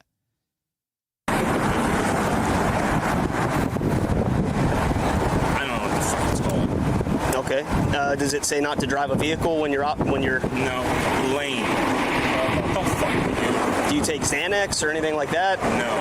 Do you take any other type of drugs? Don't do this. Scott, look, man, your eyes, you know what nystagmus is. You told me that. Onset of nystagmus, yes. Okay, onset of nystagmus prior to 45 degrees is one of the things. Okay, but I really need to know what you drank, where you drank it. Is that...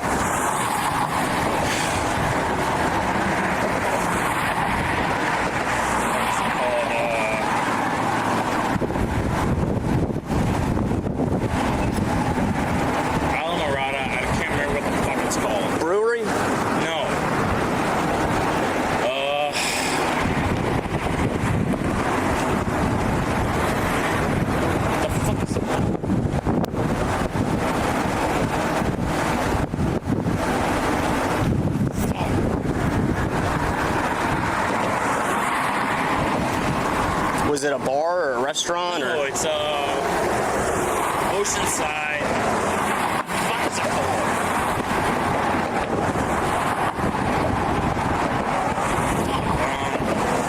It's all right, Scott.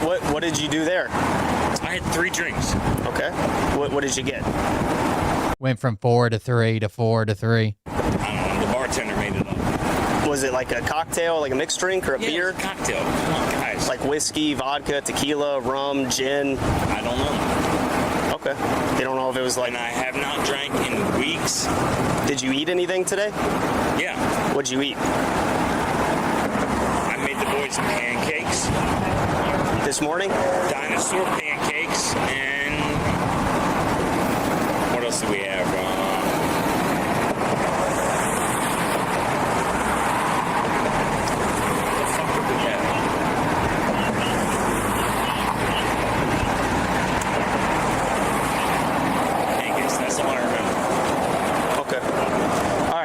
I need you to come back here with me, please. I'm not going to do this in front of your kids, man, but you got to come with me. I'm not going to do it. Which is also being super nice, right? I don't want your kids to see this, but we gotta do this. Now you can put your hands behind. Are you Haitian? If you're going to pull away, then I'll do it in front of your kids. Okay. Don't squeeze my hand. Let go. I'm not doing shit. Guys, I am law enforcement. Okay. I was gonna do this away from your kids, man, but you're gonna pull away from me, then I'll do it in front of them. I'm not pulling away. I'm not fucking moving. Just relax, man. You keep kidding me right now. Thanks. Welfare check 6810 Front Street. You have anything in your pocket gonna put me, stick me, anything like that? Nope. Has been passed out a few times. Has previously passed out at the playground. It's going to be a reference to a white female with friends. Well, sir, I'm doing my job today. RT advised if Elio parks near Hogfish, he can lead you guys to her. Try to keep your hands turned the way that I have this one. Your left hand right now. Moving, guys. Okay. Try to get this. Okay. Sit.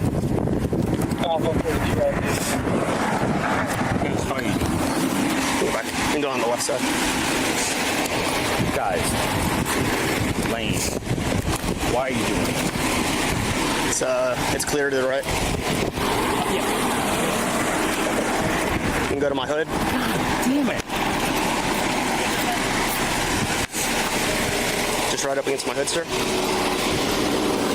Do you have anything on you that's going to hurt us? Fuck no, man. Okay. So, Scott, unfortunately, right now you are under arrest for driving under the influence. Okay. Lane. Scott, I believe you're impaired. Guys, don't do this. I believe you're too impaired to operate a motor vehicle safely, Scott.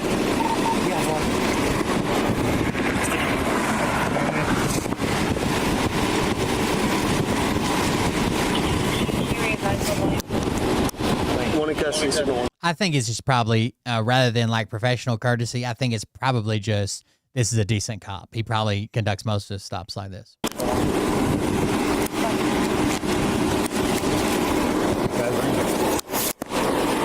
I do not have anything. We're going to go to the passenger side over here.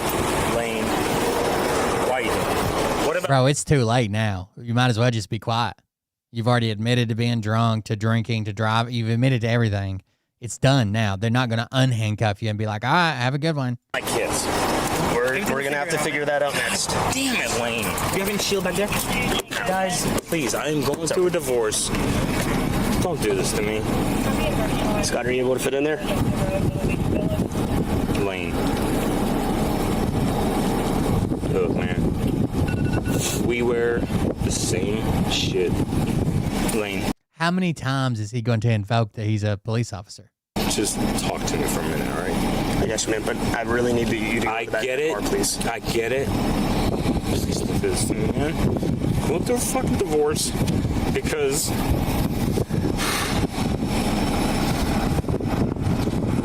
Lane, come on, man. This is gonna fuck me, dude. Please don't do this to me. I got arrested for DUI 2 years ago. Lane, I get it. Do you have kids? Own up to your mistakes, man. You're a grown adult. I cried my ass off too. Own up to it. You're gonna sit in jail tonight. It's gonna suck. Are you serious? Yeah. You're gonna. Lane! It's gonna suck, man. It sucked for me. It's gonna suck for you too. It is what it is. Be a man. Suck it up. That's what everyone tells us. I know. I get it. Whatever. If you're a cop, whatever. Yeah, I'm a fucking law enforcement, okay, dude. Then stop talking and sit in the back of the car and stop. Stop this. Come on, let's go. Stop this. What about my kids? We're gonna take care of it. No, But I'm first not I need- going in there. Let me talk to your supervisor. Again, you can talk to him in a second. Nope. Not going in there without my supervisor. Okay, let's go to the other side. Come here. Come on, man. Don't pull against me. Let's go. I'm not moving, bro. Don't fucking do this. Lane. Come on. Hey, come on, buddy. We're not doing this. Come on. Let's go. So you guys are fucking shut. Come on, put your feet in. Stand up. Stand up, come on. Stand up. Put your feet in, man. No. Man, Put don't your be a feet in. kid. Come on. Stop. Where are my kids? Stand up. Put your feet in. What? Put your feet in. Put your feet in. You don't want to make this worse already. Come on. I hate this guy too. Man, let's go. You gotta sit in the car, man. You're going to jail for DUI, which is a misdemeanor. If you don't cooperate, you go to jail for resisting. It only makes it worse. Come on, put your feet in, buddy. All right, your kids will be fine.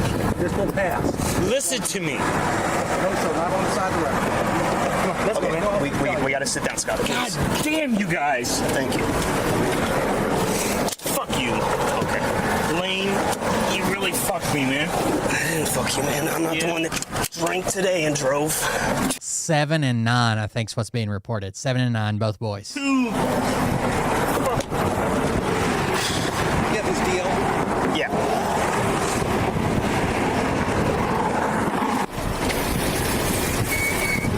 What are you doing, man? Don't fuck with my kids, man. I'm not messing with your kids. They're gonna go with their mother for tonight.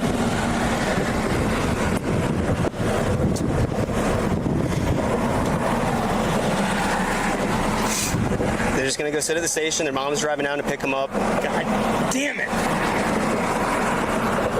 Look, I guess you're mad, man, but don't take it out on me. I ain't taking shit out on you, Lane. Well, you told me a few times you hate me and to go fuck myself. I didn't. Yeah, you did. No, I didn't. Look, man, I'm not trying to be hard on you. I'm not trying to be a dick to you. You said it when I first pulled you over. I'm just doing my job. This pays the bills. This is my job.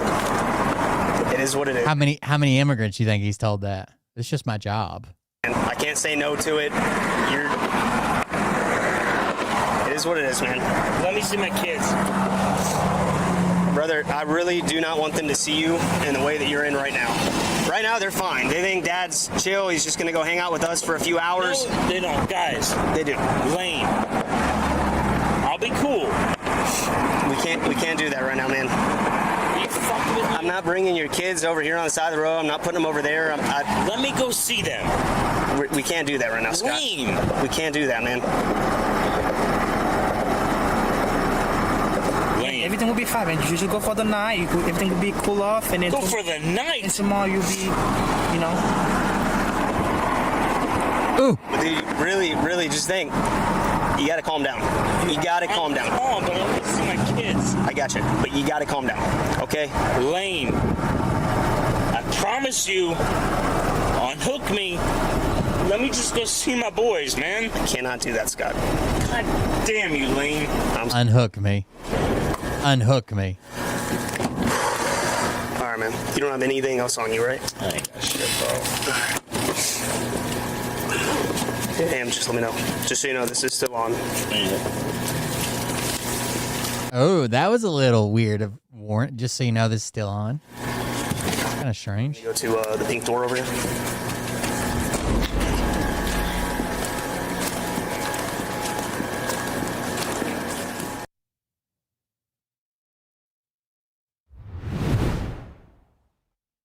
Damn. Hold on just a second.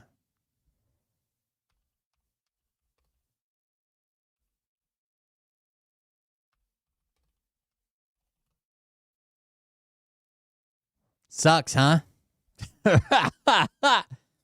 It fucking sucks, dude. But I don't think that he thinks any of this sucks while he's doing his job, right? He doesn't give a fuck.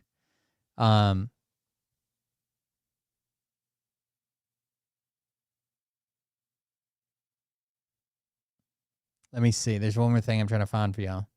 I wonder how many people have asked for leniency. I wonder how many people have tried to tell him they have a family. I just want to get my kids home. I'm going through a divorce. My wife wants to take the kid. All those people have those same fucking stories. If anything, this will probably make him more dedicated to his job and he'll be a bigger fucking dick, to be honest with you.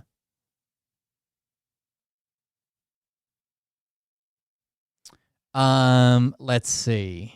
This is what I was looking for. As if one Republican group chat wasn't enough, how about another? Breaking: new racist Republican group chat has leaked to Politico. Featuring text from Paul Ingrassi, Trump's nominee to lead the office of special counsel. Ingrassi's texts include vile, pro-Nazi, racist messages targeting black people, Chinese people, and Indian people. MLK Jr. was the 1960s George Floyd, and his holiday should be ended and tossed into the seventh circle of hell where it belongs. The response back is Jesus Christ.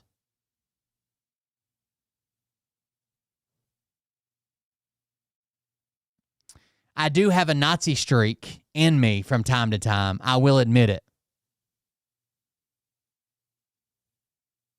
I don't know. I haven't looked it up yet. To a group of Republicans, according to text viewed by Politico. One of the people in the text group said in an interview that Ingrassi's comment was not taken as a joke, and 3 participants pushed back against Ingrassi during the text exchange that day. In July, Republican senators delayed Ingrassi's nomination hearing, with one airing concerns about some statements about anti-Semitism. Never trust a Chinaman or Indian. Never. They're just kids, dude. They're just fucking kids. You think some kids making some jokes should ruin them for the rest of their life? Holy shit.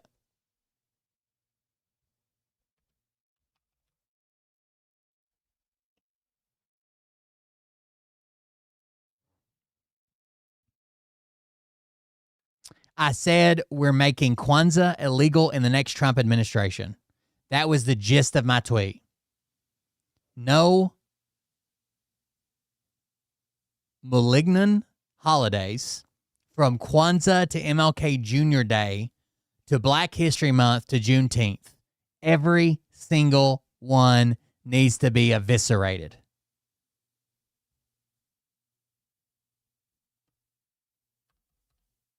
These are the same people. It's like, I don't know why they keep calling us Nazis and fascists. And it says 1 hour ago, withdraws after offensive text messages leak.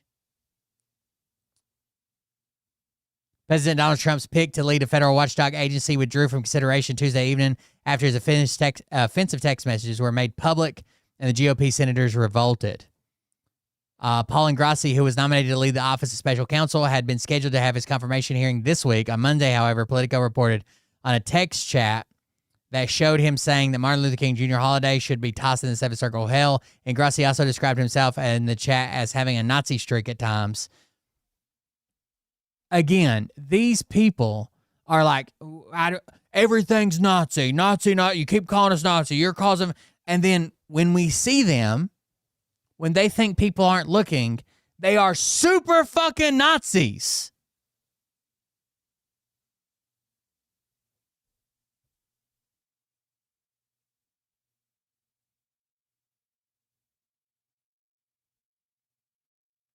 Like, what the fuck, dude?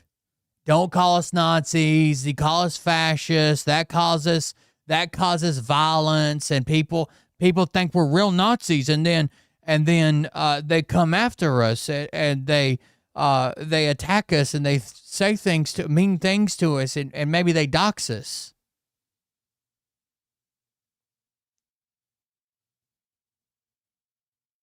it's so basically the word is it's not, I wouldn't say it's a slur. It's a word used to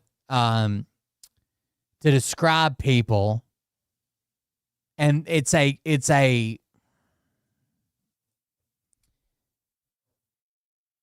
how would I say this? Monkey is not a slur. Watermelon is not a slur. But when you use those in certain contexts, right, to apply to certain people, you're clearly being racist with it. Well, this is a bastardization of the Italian word for eggplants. Okay? And because it's a bastardization of the word for eggplant, they're using that.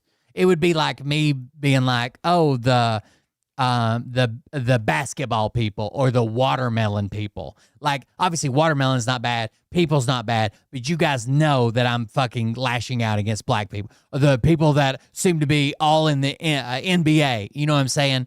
But it's a bastardization of the word for eggplant. And they use it specifically to describe black people by Italians. Racist Italians. It's wild how upset they get when someone's like, oh, that's very Nazi-ass. Everything's Nazi. You see Nazis everywhere. You must be dreaming about Nazis, having nightmares about Nazis. Everybody's in. And then when we get their leaked texts, they're super fucking Nazis, dude. Like the biggest fucking Nazis. Yeah, I'm sure it is in New Jersey a lot.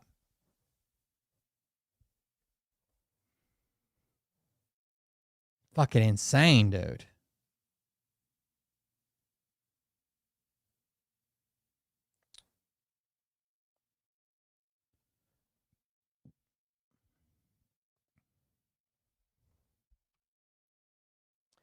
And then in other big news, again, I have to bring you this guy. So last week, they were talking about this candidate that I like from Maine and basically saying he was a communist socialist. He wants to plunge us into Soviet Russia and nobody will be able to afford it. We'll all be standing in bread lines and shit. Now this week, Opposition Research is calling him a secret Nazi and right-wing fascist and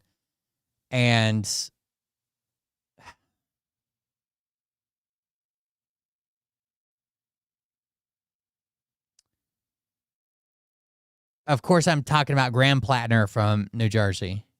I'm sorry, from Maine. I was thinking about New Jersey from Legend, from Maine. So this week, to try to get ahead of bad press, he came out on the Pod Save America podcast and revealed that he has a tattoo. So the Reddit post leaked just a few days ago, and he responded to him like, hey, you know, I was in the military. I said some fucked up shit. I don't stand by any of it. I don't condone any of it. All that was fucked up. I shouldn't have said it, but it does exist. This week he's coming out, or today he's coming out, yesterday, and going and trying to get ahead of a tattoo that he has on his chest. So let's see. We'll jump around and do this. I would advise going and watch this whole interview from Pod Save America. Graham Plattner shares his newly resurfaced video, addresses controversies, and talks running for Senate. So I really like this guy. I hope the Reddit posts were a mistake, and he knows that. And I think I am likely to believe his story about the tattoo as well. My guest today is a veteran oyster farmer and Maine Senate candidate, Graham. Because I know this right. Thank you very much, Tommy. Thanks for having me here. The tattoo isn't inherently racist. It looks sort of like a racist tattoo, but I understand the story behind it. When I was in the military, all the time guys would be like, hey, you know, me, so-and-so and so-and-so are all going down and getting a tattoo. Well, what are you getting? A skull or a skull and crossbones or a fucking whatever, right? He has a tattoo like that. He's going to talk about it. Thank you for doing the show, and thank you for bearing with 15 minutes of Amazon Web Service, Amazon-related tech problems at the jump here. It's been very fun. Thank you, Jeff Bezos. Okay, I want to cover a bunch of... By the way, Amazon Web Service is probably a bigger deal than you think that they went down. I don't think they're claiming that it was due to any hostile actor, but you guys know when we go to war with China, they're going to attack Amazon Web Services, AWS. Amazon Web Services runs every fucking airline in America. Amazon Web Services are trying to get every railroad in America on board. Amazon Web Services run a lot of the ocean freight shipping servers and shit. Like, they're pretty integrated. I think they have like fucking 30-40% of the entire web services market share. So they're going to be a target for our enemies. Stuff with you. But first, I just wanted to ask you about this kind of flurry of news reports about Reddit posts you made between 2009 and 2021. There's an Axios headline this past week that described the week for you guys as Bernie back Maine Senate candidate melts down. So maybe by the end of the conversation, we can fact check that headline too, and you tell me if that's how you feel. Axios, yeah, they summon it all up for you, primary in June. So the first Reddit post I wanted to ask you about is from 2013. So someone wrote on Reddit, what is one question you've always wanted to ask someone of another race? You responded, why don't black people tip? I work as a bartender, and it always... I don't know if this is based on racism or just, well, I guess when he says the stereotypes are right, that's racist. Amazes me how solid. Let him explain it. He can do it better than I can. Patron will leave a 15 to 20% tip, but usually it is between 0 and 5%. There's got to be a reason behind it. What is it? End of quote. How did you feel rereading that post? And what's your response to people who hear that and think that is like textbook racism and it's offensive? And, if you don't know what Amazon Web Services are, is basically like if I need server space, right? I'm some type of business. I need server space. I could have all my own servers. I have to do all the upkeep. I have to have IT guys. I have to power them. I have to cool them. I have to do this, host my website, host my, I don't know, my timesheets and whatever I need for my business that needs to be accessible to everybody in my business or people in my business. I would put on a server. If I don't want to run my own server, I go to Amazon Web Services. They give me a set of servers to put all my shit on. And Amazon charges for that, obviously, but because they're built at such scale, they can have millions of servers and rent them out to people, basically. So when that goes down, the businesses basically halt. You guys remember when it wasn't that long ago, maybe a year ago, when all flights were just shut down for like a couple hours, right? That was a web services problem. They couldn't access their system to check tickets, sell tickets, to check people on the plane, nothing. Everything screeched to a halt. That's going to be a target for our enemies for sure. I mean, one, I was legitimately asking the question. I mean, that was the point of the thread, was to ask the question. Amusingly enough, I remember this time when I first started bartending, and then I had a conversation. I don't think he's racist because he even says, like, I've had a couple of black people that gave a big tip, but typically what I see is this. A friend of mine who was black, who was a bartender, who did a great job of walking me through structural injustice and the fact of the feelings of lack of agency. There were a whole bunch of reasons, and after that I was like, oh yeah, that makes absolutely perfect sense. It was certainly not meant as a malicious thing. I was asking the question because that was kind of the point of the thread, actually. So you're saying that this is not something that you were shitposting about. This was not something that you felt, it wasn't meant to be a commentary. It was a question you were sincerely asking on a Reddit thread because you thought there might be some sort of like cultural explanation or something. Is that what you're saying? Right. Maybe they don't tip because their family doesn't tip or they've been taught that they don't tip. And I even said this, like, I don't know if it's a white person thing, but I feel like I should tip all the time, especially my family worked at food service. Even if I get really bad service, I almost always tip. It would have to be grotesque, over the top for me not to tip. But I had a buddy named, we called him T-Rail, but his name was Terrell, that I worked with on the road. And he's like, hell no, we don't do that. His dad was the same way. Like, the way I feel is like my starting tip is like 10%, and I'll get better, like if I get better service, but it would have to be horrible, horrible service for me to do no tip. I don't know. I get anxiety thinking about it, like leaving no tip. But his baseline starts at 0, and if you get a service, you get a tip. Yeah, like there was I grew up in Maine. I had never bartended before. I was living in Washington, D.C. And I honestly, I reread a lot of the comments for obvious reasons. Many of them I'm like, oh God. That one I must say, like, I was legitimately curious. And it was not, certainly not meant in any malicious way. And I got an answer soon afterwards in reality from an actual person. But got it. Okay, so another one that's gotten a lot of attention is there were posts from 2013 where it seemed like you were playing down the challenges faced by members of the military who were trying to report sexual assault allegations. The first post was, in today's current climate, when every whisper of a misplaced hand brings down a feature-length film, anyone who actually thinks the military is purposely covering up rape to save a career of some goddamn captain is clearly both an idiot and junior enough in rank or life experience to think it matters. And then there was another post where you suggested that the way to avoid getting sexually assaulted was not to get blacked out drunk. Again, what do you say to someone who hears those comments and feels like it's minimizing a very serious problem, if not suggesting that the victims are the ones to blame for sexual assault? Yeah, they would be correct in that. I didn't know what I was talking about. I at this point, I just got out of the infantry. It's important. Like, my time in the service was in the infantry. At that point, it was an all-male branch. I had only recently separated, and my frame of reference was that world. And that was not a world in which, frankly, I had very little interaction with women in the service. very soon after, actually, this time frame, when I started going to college, I became very close friends with a number of vets, female vets at George Washington, and all of them had a story. And I very quickly changed my tune. I think you'll find even not that much later in my Reddit history me acknowledging that. That was a moment in time in which I had not yet been exposed to things, and I had a opinion or I had thoughts that were colored by my experience in the service. But my experience in the service was frankly limited. And that's when I reread those. I don't think that's a bad answer there. We're going to get the tattoo because I got to go home soon. They always call us communists. They're going to call us socialists. The suggestion is, what else do we know about this guy? The argument is you're unvetted. It's too risky to nominate you. What would you say to Democrats who share that anxiety? There is nothing that I can remotely think of that is out there that is any worse or really any different than what has come out. I mean, I posted on the internet for a long time when I was in a point in my life where I was looking for a lot of, I would say, community, looking for an outlet. I had an immense amount of disillusionment, an immense amount of anger. I use the internet as a place to find an outlet for that. To my brain about what I've not lived a very, I haven't lived a boring life, but I haven't lived a very complicated one. I've never been close to money and power. I've never had the opportunity to screw people over in an awful way. I was in the service. I certainly struggled afterwards, but even then, my struggles were my own. They didn't. Finally, this one is probably equally as offensive, but this other person I was talking to said, this person said you're being called a blue falcon on internet forums, which I'd never heard that term before, but I think the suggestion was maybe you were blaming your service. Or a blue falcon is a buddy fucker, right?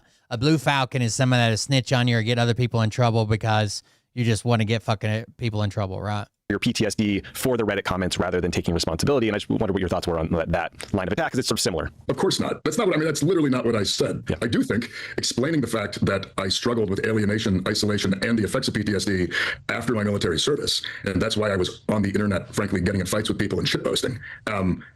I'm not trying to blame anything else, but I do think it warrants explanation. And that it was a dark time in my life, man. I'm just going to be straight up. I was not doing good for a couple of years there, and it took me a long time. Even after I moved back to Maine, even after I started settling, it took me. I feel like I understand that. I don't know that other people will understand that as well.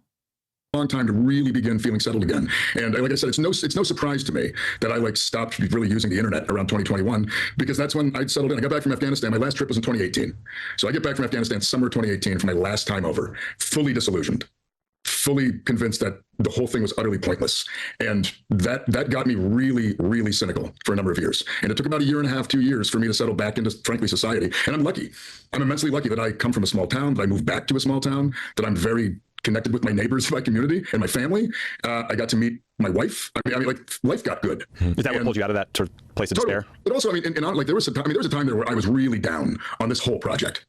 I was really down and because I saw everything as a complete waste. I got very nihilistic. I got very critical. And then you settle in and you reconnect with human beings in the real world, not on the internet, but in the actual world. And you build a community and you find yourself connected with folks. And that entirely rebuilt my faith. It rebuilt my faith in America. It rebuilt my faith in our ability to be what we say we want to be. It rebuilt my faith in people. And I got that because I got to move back to the place that I was from, and because I got the support that I got from the VA to put me in, frankly, a much better place, both materially and mentally. And I got support and help. That's what got me through it, and that's what allowed me to reconnect, and that's what gives me, frankly, the immense amount of hope that I have to undertake this project. I'm not doing this from a place of cynicism or a place of ego. I'm doing this because I honestly think we need to do something different. We need to try a different kind of politics. What we are doing right now is clearly not working. There is so much resentment. There's so much hate. And coming from a tiny town where a lot of my neighbors and I do not agree on politics, and yet we're all friends. We all know each other. To know that it's coming from the we're getting to the tattoo, I promise. And we come back and struggle. And then we in connection to this world, and then to have that exact same apparatus, take that whole experience and try to weaponize it. Chat just quit talking. What happened? Disgusting, man. It actually legitimately infuriates me. I can understand it. Obviously, people's votes and quotes and life experience is going to be part of a political campaign, but the Oppo research world gets pretty fucking disgusting at points, and I think you're kind of hitting at that. Speaking of which, in kind of a non-traditional campaign move, your team actually shared some opposition research on you with me. It's a video from, I believe, a decade ago. Let's just watch an excerpt, and then we should talk about it.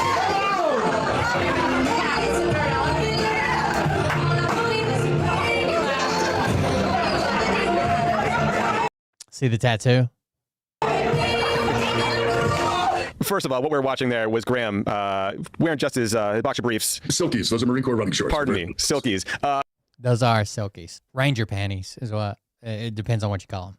But First of all, great song choice. Tell us what's happening there, where you are. There's probably some listeners who are very confused. And the reason we are showing this video is because at the very end, you can see a tattoo on your chest. And I've been told that some of your political opponents are telling reporters that that tattoo has a Nazi affiliation. And I would like to know, is that accurate? Are you a secret Nazi? I am not a secret Nazi. Actually, if you read through my Reddit comments, I think you can pretty much figure out where I stand on Nazism and anti-Semitism and racism in general. I would say a lifelong opponent. The video is from my brother's marriage to his wife, my sister-in-law, who I was serenading. I told them that my wedding gift to them would be my embarrassment. And so I performed a lip sync version of Miley Cyrus's Wrecking Ball to my sister-in-law on the day of her wedding to my brother. And it's like a skull and crossbones. I'll show you what they're saying it is. And now, of course, that embarrassment, which was mostly just held internally in the family, as we always watched that video at family events and laughed, is now shared with the world. So I feel like I'm just going to give them a wedding gift for the rest of my life, which is great. I love them. The reason, by the way, the reason of this video, Saturday was their 10th. He's even saying, like, if it bothers people that much, it's not that. We got it like this. This is what happened or whatever, but fuck, I'll have it removed. If like, you know what I mean? Congrats. And my sister-in-law was showing everybody the video. Nice. And I was like, oh yeah, there it is. There's me being embarrassed. But what we also, so in 2007, I was a machine gun section leader with Kilo Company 3rd Battalion Marines. We were on the 2-2 Mu, and it was my 3rd deployment. My previous 2 had been to Fallujah and then Ramadi in 2006. And we went ashore in Split, Croatia, myself and a few of the other machine gun squad leaders, and we got very inebriated. And we did what Marines on Liberty do, and we decided to go get a tattoo. And we went to a tattoo parlor in Split, Croatia, and we chose a terrifying-looking skull and crossbones off the wall because we were Marines, and skulls and crossbones are a pretty standard military thing.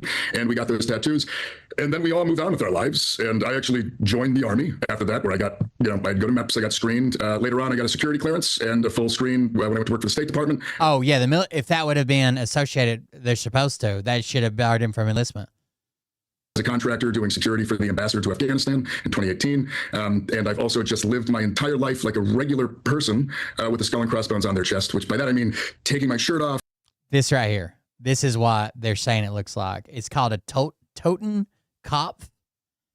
And it is basically, Totenkopf means skull in German, apparently. And it was used by the 3rd SS Panzer Division and a couple other smaller divisions. The SS used it on some things, but that's what they're saying it looks like. I don't think it's a 1-for-1 replica. It's a skull and crossbones, right? But they're saying it's close enough. That's Nazi iconography. Performing Miley Cyrus songs in front of my extended family and to my sister-in-law, and just taking my shirt off at the beach. Right, presumably going to the beach, yeah. I mean, I went to college, I went to the gym, I did all the things, and at no point in this entire experience of my life did anybody ever once say, hey, you're a Nazi. It never came up until we got wind that in the opposition research, somebody was shopping the idea that I was a secret Nazi with a hidden Nazi tattoo. And I can honestly say that if I was trying to hide it, I've not been doing a very good job for the past 18 years. Yeah. So you're a self-described communist, but also a Nazi. I will say the fact that I've managed to go from communist to Nazi in the space of 4 days, according to the people who are trying to do this to me, I find to be quite a spectacular turn of events, but Well, like Miley, you've got range. Okay, so like you came into this, you're just like, you're a normal guy. You want to make Excess tat is the Iron Cross, which is definitely used by a bunch of groups. the country a better place. Did you know this shit was going to happen? Like, did you go to your staff before and being like, look, I was a Reddit shit poster for a long time. There's some things that are going to come out. Let's delete this old account. Like, let's get ready for this. Or has this just been a gut punch of like stuff you've forgotten you'd written coming back at you? I'm an elder millennial. I'm well aware that everything I wrote on the internet exists. I know what the Wayback Machine, I mean, the idea that like I went through years on the internet and now think that like there's some way to make that go away is absurd. So no, I mean, and look, I knew they were going to throw the book at me, right? Like it's also like a Crusader thing, but you got to be careful with like I'm a history buff and I think the Crusader time and shit was super fucking interesting, right? And the wars that were fought and back and forth, and that's crazy. But there's also people that lay that on like this is our God-given white history, like God commanded us to go kill the Muslims, especially in the military, because at the time we were fighting overseas with Islamic people, and they were trying to sell it as like this is the new Crusades, right? I knew that we are up against the machine. We were told not to run this race. I was specifically, like, we were sent messages saying we were not supposed to do this. We had to wait our turn. We didn't have permission. And that if we did it, they were going to try to just destroy my life. And that is what they're trying to do. I will say the Nazi part did not see that coming. Sorry. That one's about a right field, I guess. But the I was early on, like I posted on Reddit for years. I'm sure I said some dumb stuff. It was also a dark time in my life. I also used to like get drunk and post on Reddit because that was fun when I was angry and alone. And pretty sure that accounts for most of my bad behavior. Again, not trying to make excuses. It was me. I did it. And the things that I said that I do, I mean, there are things that I said, there were words that I used that I'm utterly horrified by. And I'm not blaming anybody else, but the idea that like that a person cannot like evolve and grow from years ago is, I think, pretty laughable to the average human being, especially this day and age. Everybody's posted something stupid on the internet. But. Yeah. Look, for what it's worth, I also appreciate that you wanted to come on here and talk about this stuff and just have a shitty, uncomfortable conversation, because how else are you going to move through this? The thing that people hate about this, I mean, like regular people, the thing that I've hated about politics for a long time is that people are not real, right? Like there's this whole thing, there's a show that gets put on. It feels so devoid of emotion. It feels sort of devoid of depth. It's always driven me insane. And like I knew some of this stuff was going to come. I knew that I was going to have conversations like this at some. All right, so there you go. I would recommend going and watch the whole Pod Save America. I'll actually link it in the chat. I'm out for the night. I think he's got pretty good answers. I do feel like the opposition research is working overdrive because he's gotten so much traction and some of his videos have went so viral. This could be a moment like, AOC when she came out of nowhere and was elected. You know what I mean? All right, thank you guys for joining us. Thank you for being here. I'm Will Bird. This is Cold Beer Confessional. If you want to support the show, do it at buymeacoffee.com/coldbeer. I don't know what my schedule looks like. I'm doing work at the campground. I've got some parts to throw on my Ranger and get it going again. They all came in. So there might be some days where I make video content on other things and don't live stream. But when I'm here, you guys will know, get a notification. When I'm not, sorry. I'm also moving the time slot up earlier. Now that I'm working back at the campground, more steadily rebuilding so I can get up earlier. So expect maybe instead of an 11 o'clock, like a 10 o'clock, and then maybe even getting up like 9 o'clock. And I'll see what I can do. Thank you guys for joining us. Thank you for being here. I appreciate it. Support the show if you can at buymeacoffee.com/coldbeer. And I will see everybody on the next one. Have a good night. Love you. See you. Bye. There is the link to the Pod Save America episode if you want to watch the full one. I think he's a pretty cool candidate. Somebody that hasn't been in politics his entire life and just won't fucking go away. He's a new guy. So check him out. Who they are. Whether you like him or not, he's still worth listening to. Have a good night, guys. Okay, Scott. Here we go. I think I started some shit. Listen off, it's about to get lit. Get the place in the best, you know that stage is set. You better buckle up, cause you ain't seen none yet. Here we go, I think I started some shit. Piss them off, it's about to get lit. Get the place in the best, you know that stage is set. You better buckle up, cause you ain't seen none yet. And they say that I'm a lunatic. Well listen bitch, I came equipped with a quick wit and a 6 cents for the stupid shit. Where my true believer? Y'all need Jesus. Praise the Lord, head to the extreme. All these false fucking prophets who profit off of gossip. Worshipping drums, cocking, begging for a throat deposit. Swinging fucking meat hammers like four in a thong. He's strapped to the shaft, eating his chest like he's King Kong. Starving for attention, I'ma make your gut burst. I'll be your huckleberry, I can quench that thirst. Baby eating lizard people, alien sex. What's next? Trump in a dress, fucking Flynn on his desk. A retard in a vest, climbing up 5G towers. Cause you told him if he did, he'd get fucking superpowers. Here we go, I think I started some shit. Piss him off, it's about to get lit. Get the place in the best, you know that stage is set. You better buckle up, cause you ain't seen none yet. Here we go, I think I started some shit.